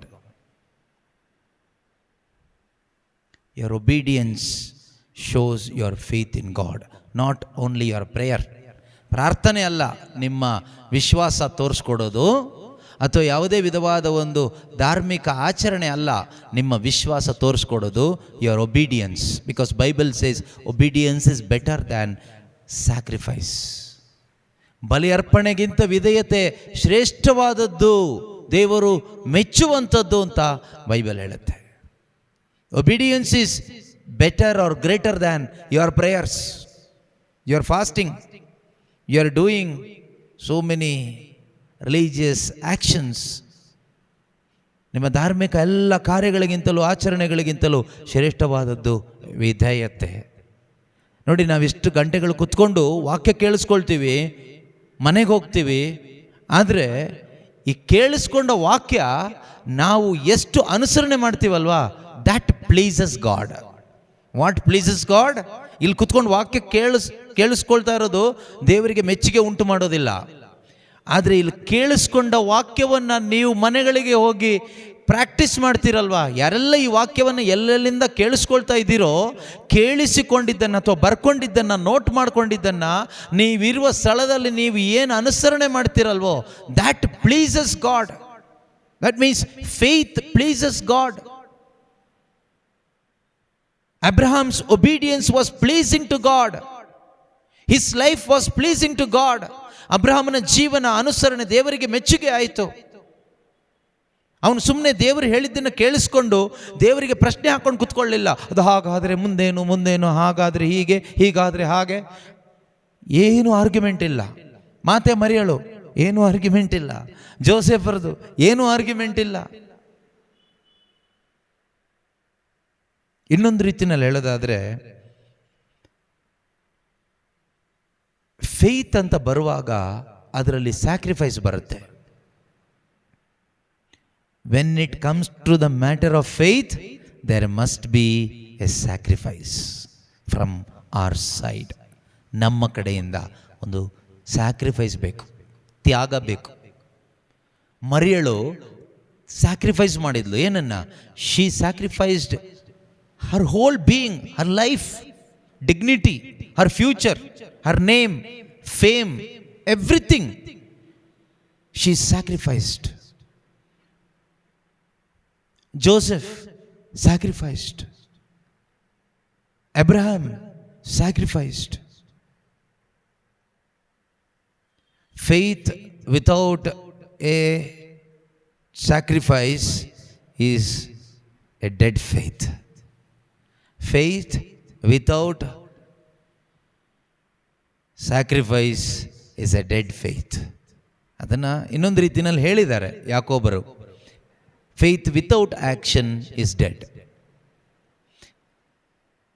Faith without sacrifice is dead faith. ನನಗೆ ವಿಶ್ವಾಸ ಇದೆ, ವಿಶ್ವಾಸ ಇದೆ. ಏನು ವಿಶ್ವಾಸ ಇದೆ? ಬಾಯಿ ಮಾತಲ್ಲಿ ವಿಶ್ವಾಸನ? ಪ್ರಯೋಜನ ಇಲ್ಲ, ಪ್ರಯೋಜನ ಇಲ್ಲ. ಅದು ಎಲ್ಲರೂ ಹೇಳ್ತಾರೆ ವಿಶ್ವಾಸ ಇದೆ, ನಮಗೆ ಜೀಸಸ್ ಮೇಲೆ ತುಂಬ ವಿಶ್ವಾಸ, ನಮಗೆ ದೇವರ ವಾಕ್ಯದ ಮೇಲೆ ತುಂಬ ವಿಶ್ವಾಸ, ನಮಗೆ ದೇವರ ಮೇಲೆ ತುಂಬ ವಿಶ್ವಾಸ. How can you show that faith? ಈ ತುಂಬ ಅಂತ ಹೇಳಿದ್ಯಲ್ವಾ, ಅದನ್ನ ಹೆಂಗೆ ತೋರಿಸ್ತೀಯಾ? ತೋರಿಸು. ನಾವು ಶೋ ಮೀ ತುಂಬ ಫೇತ್.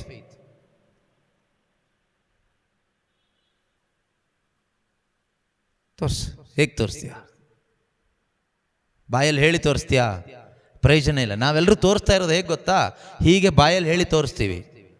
ಅಥವಾ ಒಂದಿಷ್ಟು ಧಾರ್ಮಿಕವಾದ ರೀತಿಯಲ್ಲಿ ತುಂಬ ವಿಶ್ವಾಸ ನನಗೆ, ಅದಕ್ಕೆ ನಾನು ಡೈಲಿ ಕ್ಯಾಂಡಲ್ ಅಂಟಿಸ್ತೀನಿ. ತುಂಬ ವಿಶ್ವಾಸ ನನಗೆ, ಅದಕ್ಕೆ ನಾನು ಡೈಲಿ ಅದು ಮಾಡ್ತೀನಿ, ಇದು ಮಾಡ್ತೀನಿ. ದೇವರ ವಾಕ್ಯ ಹೇಳುವುದನ್ನು ಮಾಡ್ತಾ ಇದ್ದೀವಾ? Are we truly obeying the commandments of God, instructions of God? That is important. ಅಲ್ಲೇ ನಾವು ಫೇಲ್ ಆಗ್ತಾ ಇರೋದು. ಅಲ್ಲಿ 108 ಪ್ರಶ್ನೆಗಳು ಹಾಕ್ತೀವಿ. ನಮ್ಮ ಬುದ್ಧಿಯಿಂದ ಬರುವ ಲಾಜಿಕಲ್ ಕ್ವೆಶ್ಚನ್ಸ್ನ ಹಾಕ್ತೀವಿ. ಯಾರನ್ನ ಪ್ರಶ್ನಿಸ್ತಾ ಇರೋದು ನಾವು? ಬೋಧನೆ ಮಾಡುವ ಒಬ್ಬ ಬ್ರದರ್ಸ್ನ ಅಥವಾ ಬೋಧಕನ್ನ ಪ್ರಶ್ನಿಸಿ ಏನು ಪ್ರಯೋಜನ? ನಿಮ್ಮ ಲಾಜಿಕ್, ನಿಮ್ಮ ಇಂಟೆಲೆಕ್ಟ್ ಎಲ್ಲ ಉಪಯೋಗಿಸಿ ಅವನ ಹತ್ರ ಪ್ರಶ್ನೆ ಕೇಳಿ ಏನು ಪ್ರಯೋಜನ? ಏನು ಪ್ರಯೋಜನ ಇಲ್ಲ. If it is true faith, there is no argument. In true faith, there is no argument, no justification. ಯಾವುದೇ ಒಂದು ಸಮರ್ಥನೆಯೂ ಇರೋದಿಲ್ಲ, ಯಾವುದೇ ವಿಧವಾದ ಒಂದು ಆರ್ಗ್ಯುಮೆಂಟ್ಸ್ ಇರೋದಿಲ್ಲ, ಮಾತುಕತೆ ಏನೂ ಇರೋದಿಲ್ಲ ವಿಶ್ವಾಸದಲ್ಲಿ. ಓನ್ಲಿ ಒಬೇಡಿಯನ್ಸ್, ಡೂಯಿಂಗ್, ಮಾಡ್ತೀವಿ ಅಷ್ಟೇ. ನಮ್ಮ ವಿಶ್ವಾಸ ಹೇಗಿದೆ ಅಂದರೆ, ಬ್ರದರ್ ನಮಗೆ ತುಂಬ ನಂಬಿಕೆ ಇದೆ ದೇವ್ರ ಮೇಲೆ, ಆದರೆ ಅದು ಹಾಗೆ, ಇದು ಹೀಗೆ, ಅವ್ರು ಹೀಗೆ, ಅದು ಹಾಗೆ, ಇದು ಹಾಗೆ, ಮತ್ತು ಹೇಗೆ? ಯಾರು ಹೇಳಿದ್ರು ನಿನಗೆ ತುಂಬ ವಿಶ್ವಾಸ ಇದೆ ಅಂತ? ನಿನಗೆ ನೀನು ಹೇಳ್ಕೊಳ್ತಾ ಇದೆಯಾ ಅಷ್ಟೇ, ನನಗೆ ತುಂಬ ವಿಶ್ವಾಸ ಇದೆ, ತುಂಬ ವಿಶ್ವಾಸ ಇದೆ ಅಂತ. ನೀನು ಹೇಳ್ಕೋಬೇಕಷ್ಟೇ. ನಿನ್ನ ಮನಸ್ಸಲ್ಲೇ ಹೇಳ್ಕೋಬೋದು, ನಿನ್ನ ಮನಸ್ಸು ಹೇಳ್ಬೋದು ನಿನಗೆ ತುಂಬ ವಿಶ್ವಾಸ ಇದೆ ಆಯಿತಾ, ವಿಶ್ವಾಸ ಇದೆ ಅಂತ. ಆಧಾರ ಏನು? What is the base? No base, baseless. ನಾನು ಅದಕ್ಕೆ ಹೇಳಿದ್ದು, ವಿಶ್ವಾಸಕ್ಕೆ ಆಧಾರ ದೇವರ ವಾಕ್ಯ. ದೇವರ ವಾಕ್ಯ. ವಿಶ್ವಾಸಕ್ಕೆ ಆಧಾರ ಯೇಸು ಕ್ರಿಸ್ತರು, ದೇವರ ವಾಕ್ಯ. ಇದರ ಆಧಾರ ಇಲ್ಲಿ ಸುಮ್ಮನೆ ನಾವು ಬಾಯಲ್ಲಿ ವಿಶ್ವಾಸ ಇದೆ, ವಿಶ್ವಾಸ ಇದೆ, ನನ್ನ ವಿಶ್ವಾಸ ತುಂಬ ಸ್ಟ್ರಾಂಗ್, ಹಾಗೆ ಹೀಗೆ ಅಂತ ಹೇಳಿ ಏನು ಪ್ರಯೋಜನ ಇಲ್ಲ.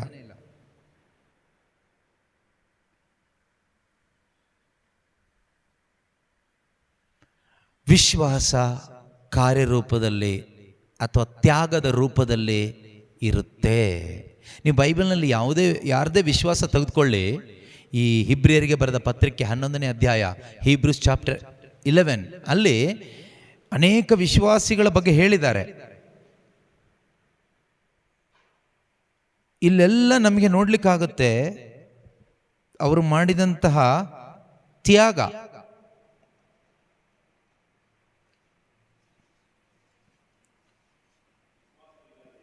ನೋಡಿ, ಇಲ್ಲಿ 11ನೇ ಅಧ್ಯಾಯದಲ್ಲಿ 34ನೇ ವಾಕ್ಯ, ಅದರಲ್ಲಿ ಅಗ್ನಿಜ್ವಾಲೆಯನ್ನು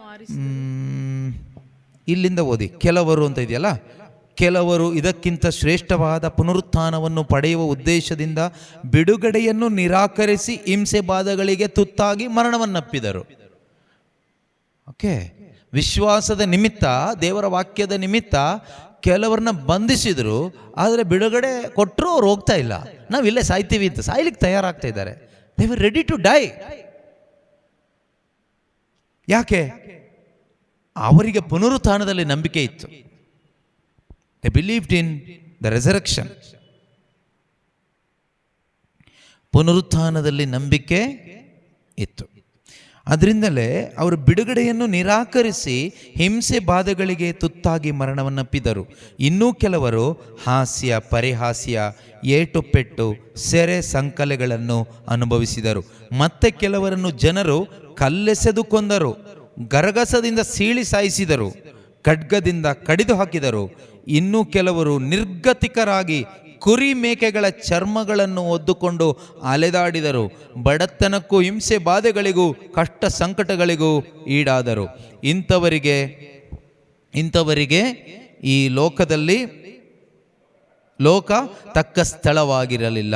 ಈ ಕಾರಣದಿಂದ ಅವರು ಕಾಡು ಬೆಟ್ಟಗುಡ್ಡಗಳಲ್ಲೂ ಗುಹೆ ಕಣಿವೆಗಳಲ್ಲೂ ತಲೆ ಮರೆಸಿಕೊಂಡಿದ್ದರು. ಇವರೆಲ್ಲರೂ ವಿಶ್ವಾಸವುಳ್ಳವರಾದುದರಿಂದಲೇ ಸಜ್ಜನರೆಂದು ಹೆಸರುವಾಸಿಯಾದರು. ನೋಡಿ ಎಂಥ ತ್ಯಾಗ! ವಿಶ್ವಾಸ ಇದ್ದಿದ್ರಿಂದ ಇಷ್ಟೊಂದು ಕಷ್ಟ ಸಂಕಟಗಳಲ್ಲಿ, ತ್ಯಾಗಗಳಲ್ಲಿ ಹಾದು ಹೋಗ್ಲಿಕ್ಕೆ ಅವರಿಗಾಯಿತು. ಈಗ ನಮ್ಮ ವಿಶ್ವಾಸ ತಗೊಳ್ಳಿ, ಏನಿದೆ ನಮ್ಗೆ ವಿಶ್ವಾಸ? ನಾವು ಹೇಡಿಗಳಾಗಿ ಬದುಕ್ತಾ ಇದ್ದೀವಿ, ಹೆದ್ರ ಪುಕ್ಕಳರಾಗಿ ಬದುಕ್ತಾ ಇದ್ದೀವಿ, ಜನರಿಗೆ ಭಯ ಪಟ್ಕೊಂಡು ಬದುಕ್ತಾ ಇದ್ದೀವಿ. ಪ್ರಾಣ ಮಾನ ಮರ್ಯಾದೆಗೋಸ್ಕರ ಅಂಜಿ ಬದುಕ್ತಾ ಇದ್ದೀವಿ. ಮತ್ತೆ ನಾವು ಕ್ರೈಸ್ತ ವಿಶ್ವಾಸಿಗಳು. ನಮ್ಮ ವಿಶ್ವಾಸನ ಯಾರಾದರೂ ವಿಶ್ವಾಸ ಅಂತ ಹೇಳ್ತಾರಾ? ನಾವು ಹೇಳ್ಕೋಬೇಕಷ್ಟೇ ಇದನ್ನು ವಿಶ್ವಾಸ ಅಂತ. ನಮ್ಮನ್ನು ನಾವು ಹೊಗಳ್ಕೋಬೇಕಷ್ಟೇ, ನಾವು ಮಹಾವಿಶ್ವಾಸಿಗಳು, ನಮ್ಮ ವಿಶ್ವಾಸನೇ ದೊಡ್ಡದು ಅಂತ ನಾವು ಹೇಳ್ಕೋಬೇಕಷ್ಟೇ. What kind of risk you are ready to take for the sake of your faith? R you ready to take any risk for the sake of your Christian faith? ನಿನ್ನ ಕ್ರೈಸ್ತ ವಿಶ್ವಾಸಕ್ಕೋಸ್ಕರ ಯಾವುದಾದ್ರೂ ರಿಸ್ಕ್ ತೆಗೆದುಕೊಳ್ಳಿಕ್ಕೆ ನೀನು ತಯಾರಾಗಿದೆಯಾ? ಯೇಸು ಹೇಳ್ತಾರೆ, ನನ್ನ ನಿಮಿತ್ತ ನಿಮ್ಮನ್ನು ದೇವಾಲಯಗಳಿಂದ ಹೊರಗಾಕ್ತಾರೆ, ಜನರು ನಿಮ್ಮನ್ನು ಬಹಿಷ್ಕರಿಸ್ತಾರೆ, ನಿಮ್ಮ ಮೇಲೆ ಇಲ್ಲ ಸಲ್ಲದ ಅಪವಾದ ಹೊರಿಸ್ತಾರೆ, ಒಡ ಹುಟ್ಟಿದವರೇ ಶತ್ರುಗಳಾಗ್ತಾರೆ, ಒಂದೇ ಕುಟುಂಬದಲ್ಲಿ ವಿಭಜನೆ ಆಗ್ತದೆ, ನಿಮ್ಮನ್ನು ನ್ಯಾಯಸ್ಥಾನಗಳಿಗೆ ಎಳೆದೊಯ್ಯುತ್ತಾರೆ, ನಿಮ್ಮನ್ನು ಕೊರಡೆಗಳಿಂದ ಹೊಡಿತಾರೆ, ಕೆಲವರನ್ನ ಸಾಯಿಸ್ತಾರೆ. ಆದರೂ ಭಯಪಡಬೇಡಿ, ನಾನು ನಿಮ್ಮ ಜೊತೆಯಲ್ಲಿದ್ದೇನೆ. ನಿಮ್ಮ ಒಂದು ತಲೆಗೂದಲು ಕೂಡ ಎಣಿಕೆ ಆಗಿದೆ, ಪ್ರತಿಯೊಂದು ತಲೆಗೂದಲು ಎಣಿಕೆ ಆಗಿದೆ. ಯಾವ ಥರ ರಿಸ್ಕ್ ನಾವು ತಗೊಳ್ಳಿಕ್ಕೆ ತಯಾರಾಗಿದ್ದೀವಿ? ಇದು ಯೇಸು ಹೇಳಿದ್ದು.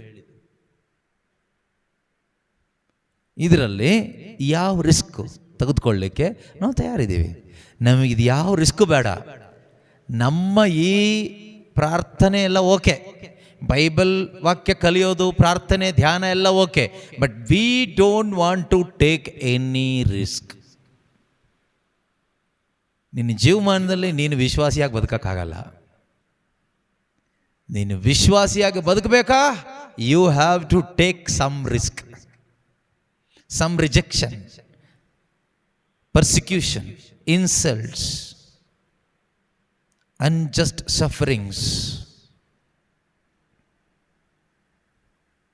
irritation, division ಎಲ್ಲ ಹಾದು ಹೋಗಲೇಬೇಕು. ಆ ಒಂದು ವಿಶ್ವಾಸಕ್ಕೆ ಬೆಲೆ ಇದೆ. ದೇವರ ಮುಂದೆ ಸ್ವರ್ಗದಲ್ಲಿ ಈ ರೀತಿಯ ವಿಶ್ವಾಸಕ್ಕೆ ಬೆಲೆ ಇದೆ. ಅದಲ್ಲದೆ ನಾವೇನು ಹೇಳ್ಕೊಳ್ತೀವಲ್ವಾ, ನನಗೆ ವಿಶ್ವಾಸ ಇದೆ, ನಾನು ವಿಶ್ವಾಸಿ, ಇದಕ್ಕೆ ಯಾವ ಬೆಲೆನೂ ಇಲ್ಲ. ಯಾವಾಗ ನಾವೊಂದು ತ್ಯಾಗಮಯವಾಗಿ ನಮ್ಮ ವಿಶ್ವಾಸದ ಜೀವನವನ್ನು ಜೀವಿಸ್ತೀವೋ ದ್ಯಾಟ್ ಪ್ಲೇಸಸ್ ಗಾಡ್. ಆ ವಿಶ್ವಾಸ ದೇವರಿಗೆ ಮೆಚ್ಚುಗೆ ಆಗ್ತದೆ. ನೋಡಿ, ಇದೇ ಅಬ್ರಹಾಮ ಮುಂದೆ ಒಂದು ಮಗನನ್ನು ಪಡ್ಕೊಳ್ತಾನೆ. ಮಗನನ್ನು ಪಡ್ಕೊಂಡಾದ್ಮೇಲೆ ದೇವರು ಅಬ್ರಹಾಮನಿಗೆ ಮತ್ತೆ ಕರೀತಾರೆ.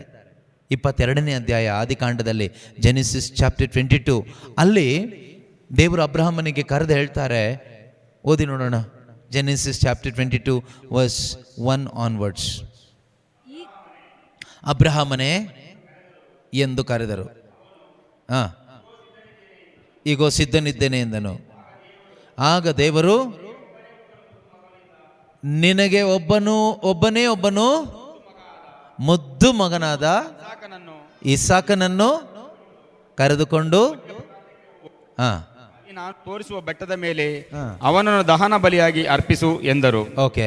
ಅಬ್ರಹಾಮನು ಮುಂಜಾನೆ ಎದ್ದು ತನ್ನ ಹೆಸರುಗತ್ತೆಗೆ ತಡಿಕ ಹಾಕಿಸಿ ಹೋಮ ಬಲಿಗೆ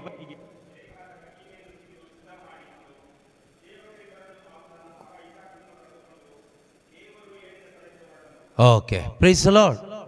ಹಲ್ಲೆಲೂಯಾ. ಯೇಸುವೇ ಸ್ತೋತ್ರ. ದೇವರ ಅಬ್ರಹಾಮನನ್ನ ಕರೆದು ಹೇಳ್ತಾ ಇದ್ದಾರೆ, ನಿನಗೀಗ ಒಬ್ಬನೇ ಒಬ್ಬ ಮಗ ಇದ್ದಾನೆ. ಅವನ ಮುಖಾಂತರ ದೊಡ್ಡ ರಾಷ್ಟ್ರಗಳು ಬರಬೇಕು ಅಂತ ನಾನು ನಿನಗೆ ಹೇಳಿದ್ದೆ. ಆದರೆ ಈಗ ನಾನೊಂದು ಮಾತು ಹೇಳ್ತೇನೆ ನಿನಗೆ. ನೀನು ಆ ಮಗನನ್ನು ಕರೆದುಕೊಂಡು ಹೋಗಿ ಮೋರಿಯಾ ಪ್ರಾಂತ್ಯಕ್ಕೆ ಹೋಗಿ ಅಲ್ಲಿ ನಾನು ತೋರಿಸುವ ಬೆಟ್ಟದ ಮೇಲೆ ದಹನ ಬಲಿಯಾಗಿ ಅವನನ್ನು ನೀನು ಅರ್ಪಿಸಬೇಕು. ಅಂದರೆ ಅವನನ್ನು ಸಾಯಿಸಿ ಸುಟ್ಟಾಕಬೇಕು ಅಂತ. ಆ ರೀತಿಯಲ್ಲಿ ನೀನು ಅವನನ್ನು ನನಗೆ ಬಲಿಯಾಗಿ ಅರ್ಪಿಸಬೇಕು ಅಂತ. ಆದರೆ ವಾಕ್ಯ ಮುಂದೆ ಏನು ಹೇಳುತ್ತೆ? ಅಬ್ರಹಾಮನು ಬೆಳಿಗ್ಗೆನೆ ಎದ್ದು ಹೊರಟ, ಬಲಿ ಅರ್ಪಿಸ್ಲಿಕ್ಕೆ ಹೊರಟ. ಯಾವ ಬಲಿ? ಹೋತ ಹೋರಿಗಳ ಬಲಿ ಅರ್ಪಿಸ್ಲಿಕ್ಕಲ್ಲ. ತನ್ನ ಎಲ್ಲ ಕನಸುಗಳನ್ನು, ಆಸೆಗಳನ್ನು, ಬಯಕೆಗಳನ್ನು, ತನ್ನ ಸಂತೋಷವನ್ನು ಬಲಿಯಾಗಿ ಅರ್ಪಿಸ್ಲಿಕ್ಕಾಗಿ ಹೋಗ್ತಾ ಇದ್ದಾನೆ. ಅಂದರೆ ಇಸಾಕನನ್ನು, ತನ್ನ ಒಬ್ಬನೇ ಮಗನನ್ನು, ಯೌವನಸ್ಥ ಪ್ರಾಯದ ತನ್ನ ಒಬ್ಬನೇ ಮಗನನ್ನು ತನ್ನ ಸ್ವಂತ ಕೈಯಿಂದ ಸಾಯಿಸಿ ಸುಟ್ಟು ಹಾಕುವ ಆ ದಹನ ಬಲಿಯಾಗಿ ಅರ್ಪಿಸಲಿಕ್ಕೆ ಕರ್ಕೊಂಡು ಹೋಗ್ತಾ ಇದ್ದಾನೆ. ಹಾಗಾದರೆ ಅಬ್ರಹಾಮ ಈ ಕಾರ್ಯ ಮಾಡಬೇಕಾದ್ರೆ ಅಬ್ರಹಾಮನ ಹೃದಯದಲ್ಲಿ ಏನಿತ್ತು? ದೇವರ ಮೇಲೆ ಅಬ್ರಹಾಮನಿಗೆ ಪ್ರೀತಿ ಇತ್ತು. Because he loved God more than his son. That is why he was able to offer or sacrifice his only son to God. ಅಬ್ರಹಾಮನಿಗೆ ದೇವರ ಮೇಲೆ ನಿಜವಾದ ಪ್ರೀತಿ ಇದ್ದಿದ್ದರಿಂದಲೇ ತನ್ನ ಒಬ್ಬನೇ ಮಗನಾದ, ಮುದ್ದು ಮಗನಾದ ಇಸಾಕನನ್ನ ದೇವರಿಗಾಗಿ ಬಲಿಯಾಗಿ ಅರ್ಪಿಸಲಿಕ್ಕೆ ಸಾಧ್ಯ ಆಯಿತು. ಇವತ್ತು ನಿಮ್ಮಲ್ಲಿ ಎಷ್ಟು ಜನ ಕ್ರೈಸ್ತ ತಂದೆ ತಾಯಿಂದರು ನಿಮ್ಮ ಮಕ್ಕಳನ್ನ ದೇವರ ಸೇವೆಗೆ ಕಳಿಸ್ಕೊಡ್ತೀರಿ? ಕಳಿಸ್ಕೊಟ್ರೆ ನೀವು 108 ಪ್ರಶ್ನೆ ಕೇಳ್ತೀರಿ. ಅಯ್ಯೋ, ಒಬ್ಬನೇ ಮಗ, ಒಬ್ಬಳೇ ಮಗಳು, ಹೋಗ್ಬಿಟ್ರೆ ಆಮೇಲೆ ಯಾರಾದರೂ ಏನಾದರೂ ಮಾಡಿಬಿಟ್ರೆ, ಯಾರಾದರೂ ಏನಾದರೂ ಅಂದ್ಬಿಟ್ರೆ ಅವ್ರ ಫ್ಯೂಚರ್ ನೋಡ್ಕೋಬೇಕಲ್ವಾ? ಕಷ್ಟ ಆಗುತ್ತಲ್ವಾ? ಫ್ಯೂಚರಲ್ಲಿ ತುಂಬ ಕಷ್ಟ ಆಗಿಬಿಟ್ರೆ, ಯಾರಾದರೂ ಹಿಡಿದು ಬಡಿದು ಬಿಟ್ರೆ, ಸಾಯಿಸ್ಬಿಟ್ರೆ ಅಂತ ಹೇಳೋದಿಲ್ಲ, ಸಾಯಿಸ್ಬಿಟ್ರೆ, ಬೈದು ಬಿಟ್ರೆ, ತೊಂದರೆ ಆಗಿಬಿಟ್ರೆ, ಆಮೇಲೆ ಕೈಕಾಲು ಮುರಿದು ಹಾಕ್ಬಿಟ್ರೆ, ಜೈಲಿಗೆ ಹಾಕ್ಬಿಟ್ರೆ, ಏನಾದರೂ ಹೆಚ್ಚು ಕಡಿಮೆ ಆಗಿಬಿಟ್ರೆ, ಇಲ್ಲೇ ಪ್ರಾರ್ಥನೆ ಮಾಡ್ಕೊಂಡು ಇರಲಿ ಬ್ರದರ್, ಮನೆಯಲ್ಲೇ ದೇವರು ಎಲ್ಲ ಕಡೆ ಇದ್ದಾರೆ, ಇಲ್ಲೇ ಬೈಬಲ್ ಡೈಲಿ ಓದ್ತಾನೆ, ಡೈಲಿ ಓದ್ತಾಳೆ ನನ್ನ ಮಗಳು ಬೈಬಲ್, ಇಲ್ಲೇ ಓದ್ಕೊಂಡಿರಲಿ. ಯಾರು ಹೇಳಿದ್ರು ನೀನು ವಿಶ್ವಾಸಿ ಅಂತ? ಯಾರು ಹೇಳಿದ್ರು ನಿನಗೆ ದೇವ್ರ ಮೇಲೆ ಪ್ರೀತಿ ಇದೆ ಅಂತ? ಮತ್ತೆ ಹುಟ್ಟು ಕ್ರೈಸ್ತರು ಭಯಂಕರ ಪ್ರೀತಿ ದೇವ್ರ ಮೇಲೆ. ದೇವರಂದ್ರೆ ಪ್ರಾಣ ಬ್ರದರ್. ನಮಗೆ ದೇವ್ರ ಮೇಲೆ ತುಂಬ ವಿಶ್ವಾಸ. ನಮಗೆ ಕಳಿಸ್ಕೊಡಿ ಮಕ್ಕಳನ್ನ ನೋಡೋಣ. ಅಬ್ರಹಾಮನಿಗೆ ತುಂಬ ಪ್ರಾಣ. ದೇವರೇ ಹೇಳ್ತಾರೆ, ನಿನ್ನ ಒಬ್ಬನೇ ಒಬ್ಬನು ಮುದ್ದು ಮಗನು. ಅದು ಮದುವೆ ಆಗಿ ಮೊದಲನೇ ವರ್ಷ ಸಿಕ್ಕಿದ ಮಗ ಅಲ್ಲ, ಸಾಯೋ ಟೈಮಲ್ಲಿ ಸಿಕ್ಕಿದ ಮಗ, 100ನೇ ವಯಸ್ಸಿಗೆ ಸಿಕ್ಕಿದ ಮಗ. ಆ ಮಗನನ್ನು ಸ್ಯಾಕ್ರಿಫೈಸ್ ಮಾಡಲಿಕ್ಕೆ, ಬಲಿ ಅರ್ಪಿಸಲಿಕ್ಕೆ ದೇವರು ಕೇಳುವಾಗ ಯಾವುದೇ ಆರ್ಗ್ಯುಮೆಂಟ್ ಇಲ್ಲ, ಯಾವುದೇ ಪ್ರಶ್ನೆ ಇಲ್ಲ. No arguments, no question, no logic, nothing. Yes lord, ನಾನು ಸಿದ್ಧನಿದ್ದೇನೆ. He believed in god. ದೇವರ ಮೇಲೆ ನಂಬಿಕೆ ಇತ್ತು. ಆ ನಂಬಿಕೆಯಲ್ಲಿ ತ್ಯಾಗ ಇದೆ. There is sacrifice in true faith. If there is no sacrifice, that is not a true faith. ವಿಶ್ವಾಸ ಇದೆ ಅಂತ ಬಾಯಲ್ಲಿ ಹೇಳೋದು ತುಂಬ ಸುಲಭ, ಆದರೆ ಆ ವಿಶ್ವಾಸಕ್ಕೆ ತಕ್ಕ ತ್ಯಾಗ ಬೇಕು. ನಾನು ಹೇಳ್ತಾ ಇರೋದು ಎಲ್ಲರೂ ಸಾಯ್ಲಿಕ್ಕೆ ತಯಾರಾಗುವಂಥ ತ್ಯಾಗ ಬೇಕು ಅಂತ ಅಲ್ಲ. ಪ್ರತಿಯೊಬ್ಬರಿಗೂ ವಿಶ್ವಾಸಕ್ಕೆ ತಕ್ಕ ಪರೀಕ್ಷೆಗಳು ಇದ್ದೇ ಇದೆ, ನೆನ್ಪಿಟ್ಕೊಳ್ಳಿ. There is testing of faith for every believer. If you are a believer, you will have a testing of your faith. God will test you. ದೇವರು ಪರೀಕ್ಷಿಸ್ತಾರೆ. ಅದಾದಮೇಲೆ ಪ್ರಮೋಷನ್ ಸಿಗೋದು, ಅದಾದಮೇಲೆ ಪ್ರೈಸ್ ಸಿಗೋದು. ಪರೀಕ್ಷೆಯಲ್ಲಿ ಪಾಸ್ ಆಗಬೇಕು. ಪರೀಕ್ಷೆಯಲ್ಲಿ ಪಾಸ್ ಆದರೆ you will see the glory of God. Abraham passed, he saw the glory of God. ಅಬ್ರಹಾಮನಿಗೆ ದೇವರು ಏನು ಪರೀಕ್ಷೆ ಕೊಟ್ಟರೋ ಆ ಪರೀಕ್ಷೆಯಲ್ಲಿ ಅಬ್ರಹಾಮ ಪಾಸ್ ಆದ. ಆದ್ದರಿಂದ ಅಬ್ರಹಾಮನಿಗೆ ದೇವರು ಮಗನನ್ನು ಮರಳಿ ಕೊಟ್ಟರು. ಅಬ್ರಹಾಮನಿಗೆ ಹೆಚ್ಚು ಶ್ರೀಮಂತಿಕೆಯನ್ನು ಕೊಟ್ಟರು, ಹೆಚ್ಚು ಧನವಂತನಾದ. ಯಾಕೆ ಗೊತ್ತಾ? ದೇವರಿಗೋಸ್ಕರ ಅವನು ತನ್ನ ಧನ ಅಂದರೆ ಹಣ, ಆಸ್ತಿ ಎಲ್ಲವನ್ನು ಕಳ್ಕೊಳ್ಳಲಿಕ್ಕೆ ತಯಾರಾದ, ಎಲ್ಲರನ್ನು ಬಿಟ್ಟು ಬರಲಿಕ್ಕೆ ತಯಾರಾದ. ದೇವರು ಅಬ್ರಹಾಮನಿಗೆ ಸಮೃದ್ಧಿಯನ್ನು ಕೊಟ್ಟರು. ಪ್ರೀತಿಯ ಸಹೋದರ ಸಹೋದರಿಯರೇ, ಅದೇ ರೀತಿಯಲ್ಲಿ ಇಂದಿಗೂ ಕೂಡ ನಾವು ಯಾವಾಗ ದೇವರಿಗೋಸ್ಕರ ತ್ಯಾಗ ಮಾಡ್ತೀವೋ, ಗಾಡ್ ವಿಲ್ ಕನ್ಸಿಡರ್ ಇಟ್. ದೇವರು ಅದನ್ನು ಪರಿಗಣಿಸ್ತಾರೆ, ಗಣನೆಗೆ ತೆಗೆದುಕೊಳ್ತಾರೆ. ನಮಗೆ ಏನು ಬೇಕೋ ನಮ್ಮ ಅಗತ್ಯವನ್ನು ಅವರು ಪೂರೈಸ್ತಾರೆ. God will supply all your needs according to his riches by Christ Jesus. ಆದರೆ ನಮಗೆ ವಿಶ್ವಾಸ ಇಲ್ಲದ ಕಾರಣ ನಾವು ಏನೂ ಸ್ಯಾಕ್ರಿಫೈಸ್ ಮಾಡ್ಲಿಕ್ಕೆ ತಯಾರಿಲ್ಲ. ನಾವು ಜಸ್ಟಿಫೈ ಮಾಡ್ತೀವಿ, ಅಯ್ಯೋ ನಾನು ಹೋಗ್ಬಿಟ್ರೆ ಏನು ಮಾಡೋದು, ನಾನು ಬಂದು ಇದ್ಬಿಟ್ರೆ ಕಷ್ಟ ಆಗುತ್ತೆ. ನಮಗೊಂದು ಈಗ ತ್ಯಾಗ ಬೇಡ, ಒಂದು ಧ್ಯಾನಕ್ಕೆ ಕರೆದ್ರೇ ಬರಲಿಕ್ಕೆ 108 ಕಾರಣ ಹೇಳ್ತೀವಿ ನಾವು. ಆಮೇಲೆ ಬಾಯಲ್ಲಿ ಹೇಳೋದೇನು, ನಮಗೆ ತುಂಬ ವಿಶ್ವಾಸ ಇದೆ ದೇವ್ರ ಮೇಲೆ, ತುಂಬ ವಿಶ್ವಾಸ ಇದೆ, ಬಾ ಒಂದು ಧ್ಯಾನಕ್ಕೆ ಒಂದು 3 ದಿನ ಕುತ್ಕೊಂಡು ಧ್ಯಾನ ಮಾಡು, ವಾಕ್ಯ ಕೇಳು. ಅದು ನಮಗೆ ಅದಿದೆ, ಇದಿದೆ, ಹಾಗಿದೆ, ಹೀಗಿದೆ, ಆಗಿದೆ, ನೆಕ್ಸ್ಟ್ ಟೈಮ್ ನೋಡೋಣ. ದೇವ್ರು ಹೇಳ್ತಾರೆ, ನೆಕ್ಸ್ಟ್ ಟೈಮ್ ನೋಡೋದು ಆಮೇಲೆ ಇರಲಿ, ಈ ಟೈಮ್ ಬಾ. ಇಲ್ಲ, ನೆಕ್ಸ್ಟ್ ಟೈಮ್ ಸ್ವಲ್ಪ ಫ್ರೀ ಆಗ್ತೀನಿ. ನೀನು ಫ್ರೀ ಆದಾಗ ನಾನು ಫ್ರೀ ಇರಲ್ಲ, ಬ್ಯುಸಿ ಇರ್ತೀನಿ.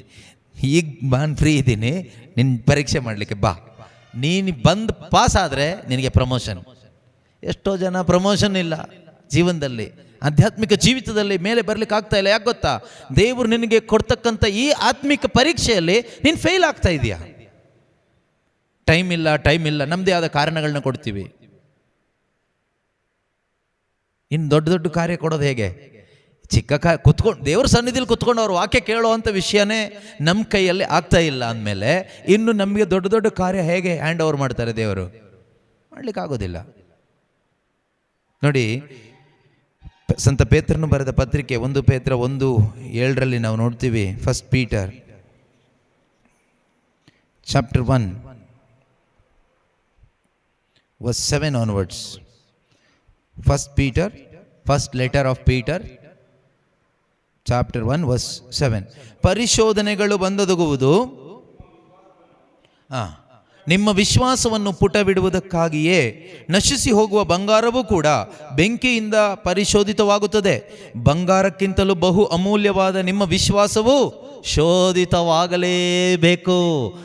your faith must be tested. Test ಆಗಲೇಬೇಕು. ಆಗ ಮಾತ್ರ ಯೇಸು ಕ್ರಿಸ್ತರು ಪ್ರತ್ಯಕ್ಷವಾಗುವ ದಿನದಂದು ನಿಮಗೆ ಪ್ರಶಂಸೆ, ಪ್ರತಿಷ್ಠೆ ಹಾಗೂ ಪ್ರತಿಭೆ ದೊರಕುತ್ತದೆ. ಸುಮ್ಮನೆ ಸಿಗೋದಿಲ್ಲ. ಇಲ್ಲಿ ಹೇಳ್ತಾ ಇರೋದು ಈ ಲೋಕದ ಯಾವುದೋ ಸುಖನೋ, ಈ ಲೋಕದ ಯಾವುದೋ ಆಸ್ತಿ ಪಾಸ್ತಿನೋ ಅಲ್ಲ. ಇಲ್ಲಿ ಹೇಳ್ತಾ ಇರೋದು ಪ್ರಭು ಯೇಸು ಕ್ರಿಸ್ತರು ಪುನರಾಗಮಿಸಿ ಬರುವಾಗ ನಮಗೆ ಲಭಿಸುವ ಆ ಶಾಶ್ವತ ಜೀವೋದ್ಧಾರ ಎಂಬ ಕಿರೀಟ, ಆ ಜಯಮಾಲೆ, ಅದ್ರ ಬಗ್ಗೆ ಇಲ್ಲಿ ಹೇಳ್ತಾ ಇರೋದು. At eternal life, eternal life, ನಿತ್ಯ ಜೀವ ಎಂಬ ಜಯಮಾಲೆ. ನಾವು ಪಡೆದುಕೊಳ್ಳಬೇಕಾದರೆ ಪ್ರೀತಿಯ ಸಹೋದರ ಸಹೋದರಿಯರೇ, ಈಗ ನಾವು ಈ ಪ್ರಪಂಚದಲ್ಲಿ ನಮ್ಮ ಕ್ರೈಸ್ತ ವಿಶ್ವಾಸದ ನಿಮಿತ್ತ ಕಷ್ಟ ಸಂಕಟಗಳಲ್ಲಿ ಹಾದು ಹೋಗಲೇಬೇಕು. ಅಂದರೆ ದೇವರು ಕೆಲವೊಂದು ವಿಶ್ವಾಸದ ಪರೀಕ್ಷೆಗೆ ನಮ್ಮನ್ನು ಒಳಪಡಿಸುವಾಗ ನಾವು ಆ ಪರೀಕ್ಷೆಯಲ್ಲಿ ಜಯಶಾಲಿಗಳಾದರೆ ಮಾತ್ರನೇ ನಮಗೆ ಪ್ರಶಂಸೆ, ಪ್ರತಿಷ್ಠೆ, ಪ್ರತಿಭೆ ಸಿಗುತ್ತದೆ. ಇಲ್ಲದೇ ಇದ್ರೆ ಸಿಗಲ್ಲ. ಅದಕ್ಕೇನೆ ಹಳೆ ಒಡಂಬಡಿಕೆಯಲ್ಲಿ ಕೆಲವೊಂದು ಉದಾಹರಣೆಗಳ ಮುಖಾಂತರ ದೇವರು ತೋರಿಸ್ಕೊಟ್ಟಿರೋದು. ಅಥವಾ ಅಬ್ರಾಹ್ಮನಿಗೆ ಸಿಕ್ಕಿದ ತಕ್ಷಣ ಥರ ನಮಗೇನು ಆಸ್ತಿ ಪಾಸ್ತಿ ಸಿಗುತ್ತೆ ಎಲ್ಲ ಕನಸು ಕಾಣಬೇಡಿ, ಆ ಥರ ಅಲ್ಲ. ಆ ರೀತಿ ಪಡ್ಕೊಳ್ಳಿಕ್ಕಾಗಬೇಕಾದ್ರೆ ನೀವು ಈ ರೀತಿಯಲ್ಲಿ ಹೊಸ ಒಡಂಬಡಿಕೆ ಕ್ರೈಸ್ತ ವಿಶ್ವಾಸಿಗಳು ನಿಮಗೆ ಸ್ವರ್ಗೀಯ ಸಂಪತ್ತು, ಸ್ವರ್ಗೀಯ ಆಸ್ತಿಪಾಸ್ತಿಗಳು, ಸ್ವರ್ಗೀಯ ಸಂಬಂಧಗಳು ನಿಮಗೆ ಸಿಗ್ತದೆ, ಸ್ವರ್ಗೀಯವಾದವುಗಳು ಸಿಗ್ತದೆ, ಆಧ್ಯಾತ್ಮಿಕವಾದವುಗಳು ಸಿಗ್ತದೆ, ಶಾಶ್ವತವಾಗಿ ಉಳಿಯುವಂಥವುಗಳು ಸಿಗ್ತದೆ. ಅದು ಸಿಗಬೇಕಾದ್ರೆ ವಿಶ್ವಾಸದ ಪರೀಕ್ಷೆಯಲ್ಲಿ ನಾವು ಪಾಸ್ ಆಗಬೇಕು. ಸುಮ್ಮನೆ ಮನೇಲಿ ಕೂತ್ಕೊಂಡು ಮಣ ಮಣ ಮಣ ಮಣ ಮಣ ಮಣ ಮಣ ಅಂತ ಒಂದಿಷ್ಟು ಪ್ರಾರ್ಥನೆ ಮಾಡಿದರೆ ಏನು ಸಿಗಲ್ಲ. ಟೈಮ್ ಇಲ್ಲ ಟೈಮ್ ಇಲ್ಲ ಟೈಮ್ ಇಲ್ಲ ಅಂತ ಹೇಳ್ಕೊಂಡು ಹೋದರೂ ಏನು ಕೂಡ ಸಿಗೋದಿಲ್ಲ. ವಿಶ್ವಾಸ ನೋಡಿ, ಯಾಕೋಬನು ಬರೆದ ಪತ್ರಿಕೆಯಲ್ಲೂ ಕೂಡ ಇದ್ರ ಬಗ್ಗೆ ಇನ್ನೂ ಹೇಳ್ತಾರೆ. ಜೇಮ್ಸ್ ಚಾಪ್ಟರ್ 1, ಯಾಕೋಬನು ಬರೆದ ಪತ್ರಿಕೆ ಅಧ್ಯಾಯ 1 ವಾಕ್ಯ 2. ನನ್ನ ಪ್ರಿಯ ಸಹೋದರರೇ, ನಿಮಗೆ ವಿವಿಧ ಸಂಕಟ ಶೋಧನೆಗಳು ಬಂದೊದಗಿದಾಗ ಅವುಗಳನ್ನು ಸಂತೋಷದಿಂದ ಸಹಿಸಿಕೊಳ್ಳಿರಿ. Whenever you face challenges or difficulties in your life, consider it for joy. ಅದನ್ನು ಸಂತೋಷಕ್ಕಾಗಿ ಸಂತೋಷವಾಗಿ ಸಹಿಸ್ಕೊಡ್ರಿ ಅಂತ ಹೇಳ್ತಾರೆ. ಈಸಿ ಅಲ್ಲ. When you are going through trials of many kinds, consider it for joy. ಅದನ್ನು ಆನಂದದಿಂದ ತೆಗೆದುಕೊಳ್ಳಿ. ಹೇಗಾಗುತ್ತೆ ಹೇಳಿ? If you are a true believer, you can. If you are a dummy duplicate believer, you cannot. If you truly have love for God in your heart, you can. Otherwise you cannot. ನಿನಗೆ ದೇವರ ಮೇಲೆ ನಿಜವಾದ ಪ್ರೀತಿ ಇದ್ದರೆ ನಿನ್ನಿಂದ ಇದಾಗುತ್ತೆ. ಯಾಕೆಂದರೆ ಅಪ್ಪ ಇದ್ದಾರೆ, ಅಪ್ಪ ನೋಡ್ಕೊಳ್ತಾರೆ ಅನ್ನೋ ಆ ಕಾನ್ಫಿಡೆನ್ಸ್ ಬರುತ್ತೆ ನಮಗೆ. ಆ ಸ್ವರ್ಗೀಯ ಅಪ್ಪನ ಮೇಲೆ ನಂಬಿಕೆ ಬೇಕಲ್ಲ. ನಮಗೆ ನಂಬಿಕೆ ನಮ್ಮ ಸ್ವಂತ ಬುದ್ಧಿಯಲ್ಲಿ ಬಲದಲ್ಲಿ ಮಾತ್ರನೇ ಇದೆ. ಅದರಿಂದ ನಾವೇನು ಮಾಡ್ಲಿಕ್ಕೆ ಆಗ್ತಾ ಇಲ್ಲ, ಅಲ್ಲೇ ಇದ್ದೀವಿ. ಎಷ್ಟು ವರ್ಷ ಆಯಿತು ಕ್ರೈಸ್ತರಾಗಿ? ಎಷ್ಟು ವರ್ಷ ಆಯಿತು ಕರಿಸ್ಮ್ಯಾಟಿಕ್ ಆಗಿ? ಎಷ್ಟು ವರ್ಷ ಆಯಿತು ಅನ್ಯ ಭಾಷೆ ಎಲ್ಲ ಬಂದು, ವರಗಳೆಲ್ಲ ಬಂದು? ಎಷ್ಟು ವರ್ಷ ಆಯಿತು ಸತ್ಯದ ಅರಿವಾಗಿ? ಎಲ್ಲಿದ್ದೀವಿ? ಅಲ್ಲೇ ಮೂಲೆಯಲ್ಲಿದ್ದೀವಿ, ಅದೇ ಊರಲ್ಲಿದ್ದೀವಿ, ಅದೇ ಮನೆಯಲ್ಲಿದ್ದೀವಿ, ಅಲ್ಲೇ ಇದ್ದೀವಿ ಮೂಲೆ ಗುಂಪಾಗಿ. ಎಲ್ಲಿವರೆಗಿರ್ತೀರಿ? ಸಾಯೋ ತನಕ ಅಲ್ಲೇ ಇರ್ತೀರಿ. ಹೀಗೆ ಇದ್ದರೆ, ವಿಶ್ವಾಸ ಇದ್ದರೆ ಎದ್ದು ಬರ್ತೀರಿ. ದೇವರಿದ್ದಾರೆ, ಕರೆದಾತನು ನಂಬಿಗಸ್ತನು, ಅವ್ರು ನೋಡ್ಕೊಳ್ತಾರೆ, ಅವ್ರು ನಡೆಸ್ತಾರೆ. ಅಲ್ಲ ಹಾಗೆ ಬಂದರೆ ಮತ್ತೆ ಇಲ್ಲಿ ಪ್ರಾಬ್ಲಮ್ ಆದರೆ ಪ್ರಾಬ್ಲಮ್ ಆಗುತ್ತೆ ಅಂತಲೇ ದೇವ್ರು ಹೇಳಿದ್ದಾರೆ. ನೀನು ಎದ್ದು ಹೋದರೆ ಪ್ರಾಬ್ಲಮ್ ಆಗುತ್ತೆ. ಅಲ್ಲ ಹೊರಗೆ ಹಾಕ್ಬಿಟ್ರೆ ಹಾಕ್ತಾರೆ ಅಂತಲೇ ಯೇಸು ಹೇಳಿದ್ದಾರೆ. ಹೊಡೆದು ಬಿಟ್ರೆ ಹೊಡಿತಾರೆ ಅಂತಲೇ ಯೇಸು ಹೇಳಿದ್ದಾರೆ. ಬೈದು ಬಿಟ್ರೆ ಬೈತಾರೆ ಅಂತಲೂ ಹೇಳಿದ್ದಾರೆ. ಅವಮಾನ ಆಗಿಬಿಟ್ರೆ ಅವಮಾನ ಆಗುತ್ತೆ ಅಂತಲೂ ಹೇಳಿದ್ದಾರೆ. ಆದರೆ ಇನ್ನೊಂದು ಹೇಳಿದ್ದಾರೆ, ಈಗೋ ಯುಗದ ಸಮಾಪ್ತಿಯವರೆಗೂ ಸದಾಕಾಲ ನಾನು ನಿಮ್ಮ ಜೊತೆಯಲ್ಲಿರ್ತೀನಿ. ನಾನು ನಿಮ್ಮನ್ನು ಅನಾಥರನಾಗಿ ಬಿಟ್ಟು ಹೋಗೋದಿಲ್ಲ. ಪವಿತ್ರಾತ್ಮರನ್ನ ಕಳಿಸ್ಕೊಡ್ತೀನಿ. ಅವರು ನಿಮ್ಮಲ್ಲಿಯೂ ನಿಮ್ಮೊಂದಿಗೂ ಯಾವಾಗಲೂ ಇರ್ತಾರೆ. ಅವರು ನಿಮ್ಮೊಂದಿಗೆ ಇರೋದ್ರಿಂದ ನೀವು ಅನಾಥರಲ್ಲ, ನೀವು ಒಂಟಿ ಅಲ್ಲ. ಸರ್ವಶಕ್ತನಾದ ದೇವರು ನಿಮ್ಮ ಸಂಗಡ ಇರ್ತಾರೆ. ನೀನು ಹೋಗುವ ಸ್ಥಳದಲ್ಲೆಲ್ಲ ನಿನ್ನ ದೇವರು ಸರ್ವೇಶ್ವರನೂ ಆದ ನಾನು ನಿನ್ನ ಸಂಗಡ ಇರ್ತೀನಿ. ಮನುಷ್ಯರು ಏನು ತಾನೇ ಮಾಡ್ತಾರೆ? If God is for you, who can be against you? ದೇವರು ನಮ್ಮ ಪರವಾಗಿರುವಾಗ ನಮ್ಮನ್ನು ವಿರೋಧಿಸುವವರು ಯಾರಿದ್ದಾರೆ?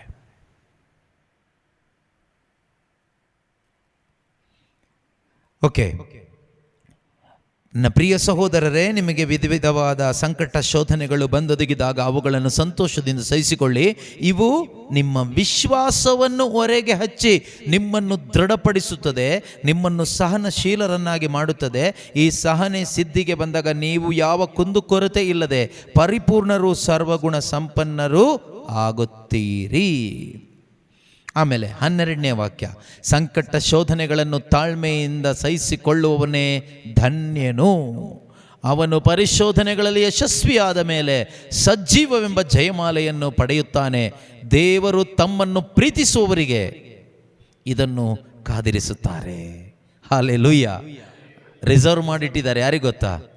ದೇವರನ್ನು ಪ್ರೀತಿ ಮಾಡುವಂಥ ವಿಶ್ವಾಸಿಗಳಿಗಾಗಿ ದೇವರು ಈ ಸಜ್ಜೀವವೆಂಬ ಜಯಮಾಲೆಯನ್ನು ರಿಸರ್ವ್ ಮಾಡಿ ಇಟ್ಕೊಂಡಿದ್ದಾರೆ. ಎಲ್ರಿಗೂ ಅಲ್ಲ, ಸುಮ್ಮನೆ ಡಮ್ಮಿ ಪೀಸುಗಳಿಗೆಲ್ಲ ಸಿಗುತ್ತೆ ಅಂತ ತಿಳ್ಕೊಬೇಡಿ.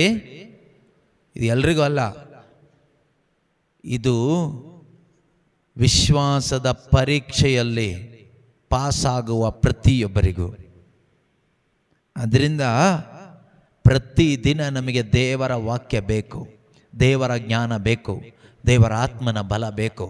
ದೇವರ ವಾಕ್ಯದ ಜ್ಞಾನ ಇಲ್ಲದೆ, ದೇವರ ಆತ್ಮನ ಬಲವಿಲ್ಲದೆ ದೇವರನ್ನ ಪ್ರೀತಿಸಲಿಕ್ಕೂ ದೇವರಲ್ಲಿ ನಂಬಿಕೆ ಇಟ್ಟು ಬದುಕಲಿಕ್ಕೂ ಈ ಸಜ್ಜೀವ ಎಂಬ ಜಯಮಾಲೆಯನ್ನು ನಮ್ಮದಾಗಿಸ್ಕೊಳ್ಳಿಕ್ಕೂ ಸಾಧ್ಯ ಇಲ್ಲ. ಪ್ರೀತಿಯ ಸಹೋದರ ಸಹೋದರಿಯರೇ, ಈ ಪ್ರಪಂಚದಲ್ಲಿ ನಾವು ಪೇತ್ರರು ಹೇಳಿದ ಹಾಗೆ ಅಪರಿಚಿತರು ಮತ್ತು ಆಗಂತುಕರು ಮಾತ್ರ. ಅಪರಿಚಿತರು, ಏಲಿಯನ್ಸ್ ಆ್ಯಂಡ್ ಎಕ್ಸೈಲ್ಸ್.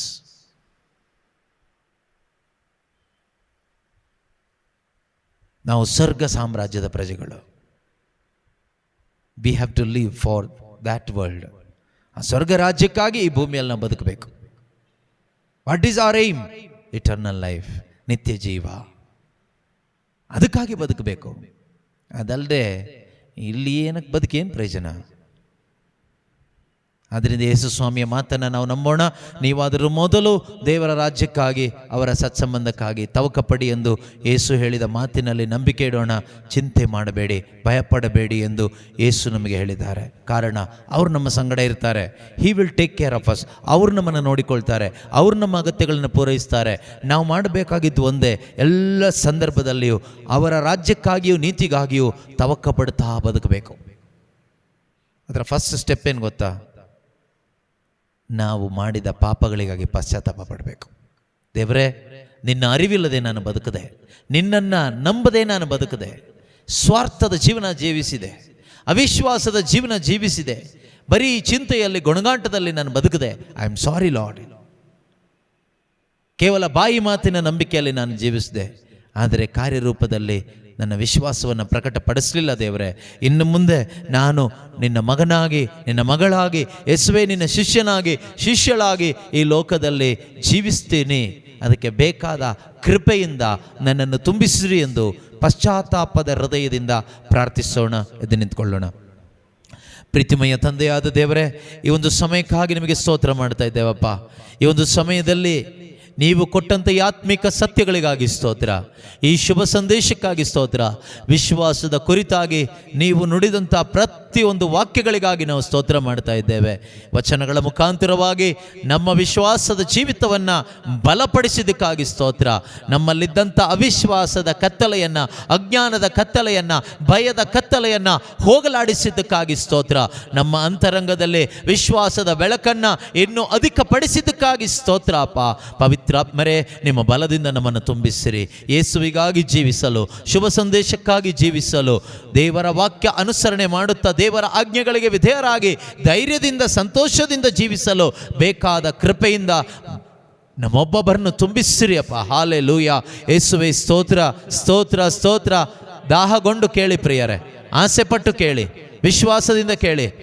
ಇದಕ್ಕಾಗಿ ಆಸೆ ಪಡಿ. ದೇವರೇ, ಈ ಬಲ ನನಗೆ ಬೇಕು. ವಿಶ್ವಾಸದ ಜೀವನವನ್ನು ಜೀವಿಸಲು ಬೇಕಾದ ಬಲ ನನಗೆ ಬೇಕು. ಧೈರ್ಯದಿಂದ ಮುಂದೆ ಹೋಗಲು ಬೇಕಾದ ಬಲ ನನಗೆ ಬೇಕು. ಈ ಶರೀರ ನನ್ನನ್ನು ದುರ್ಬಲ ಮಾಡ್ತಾ ಇದೆ.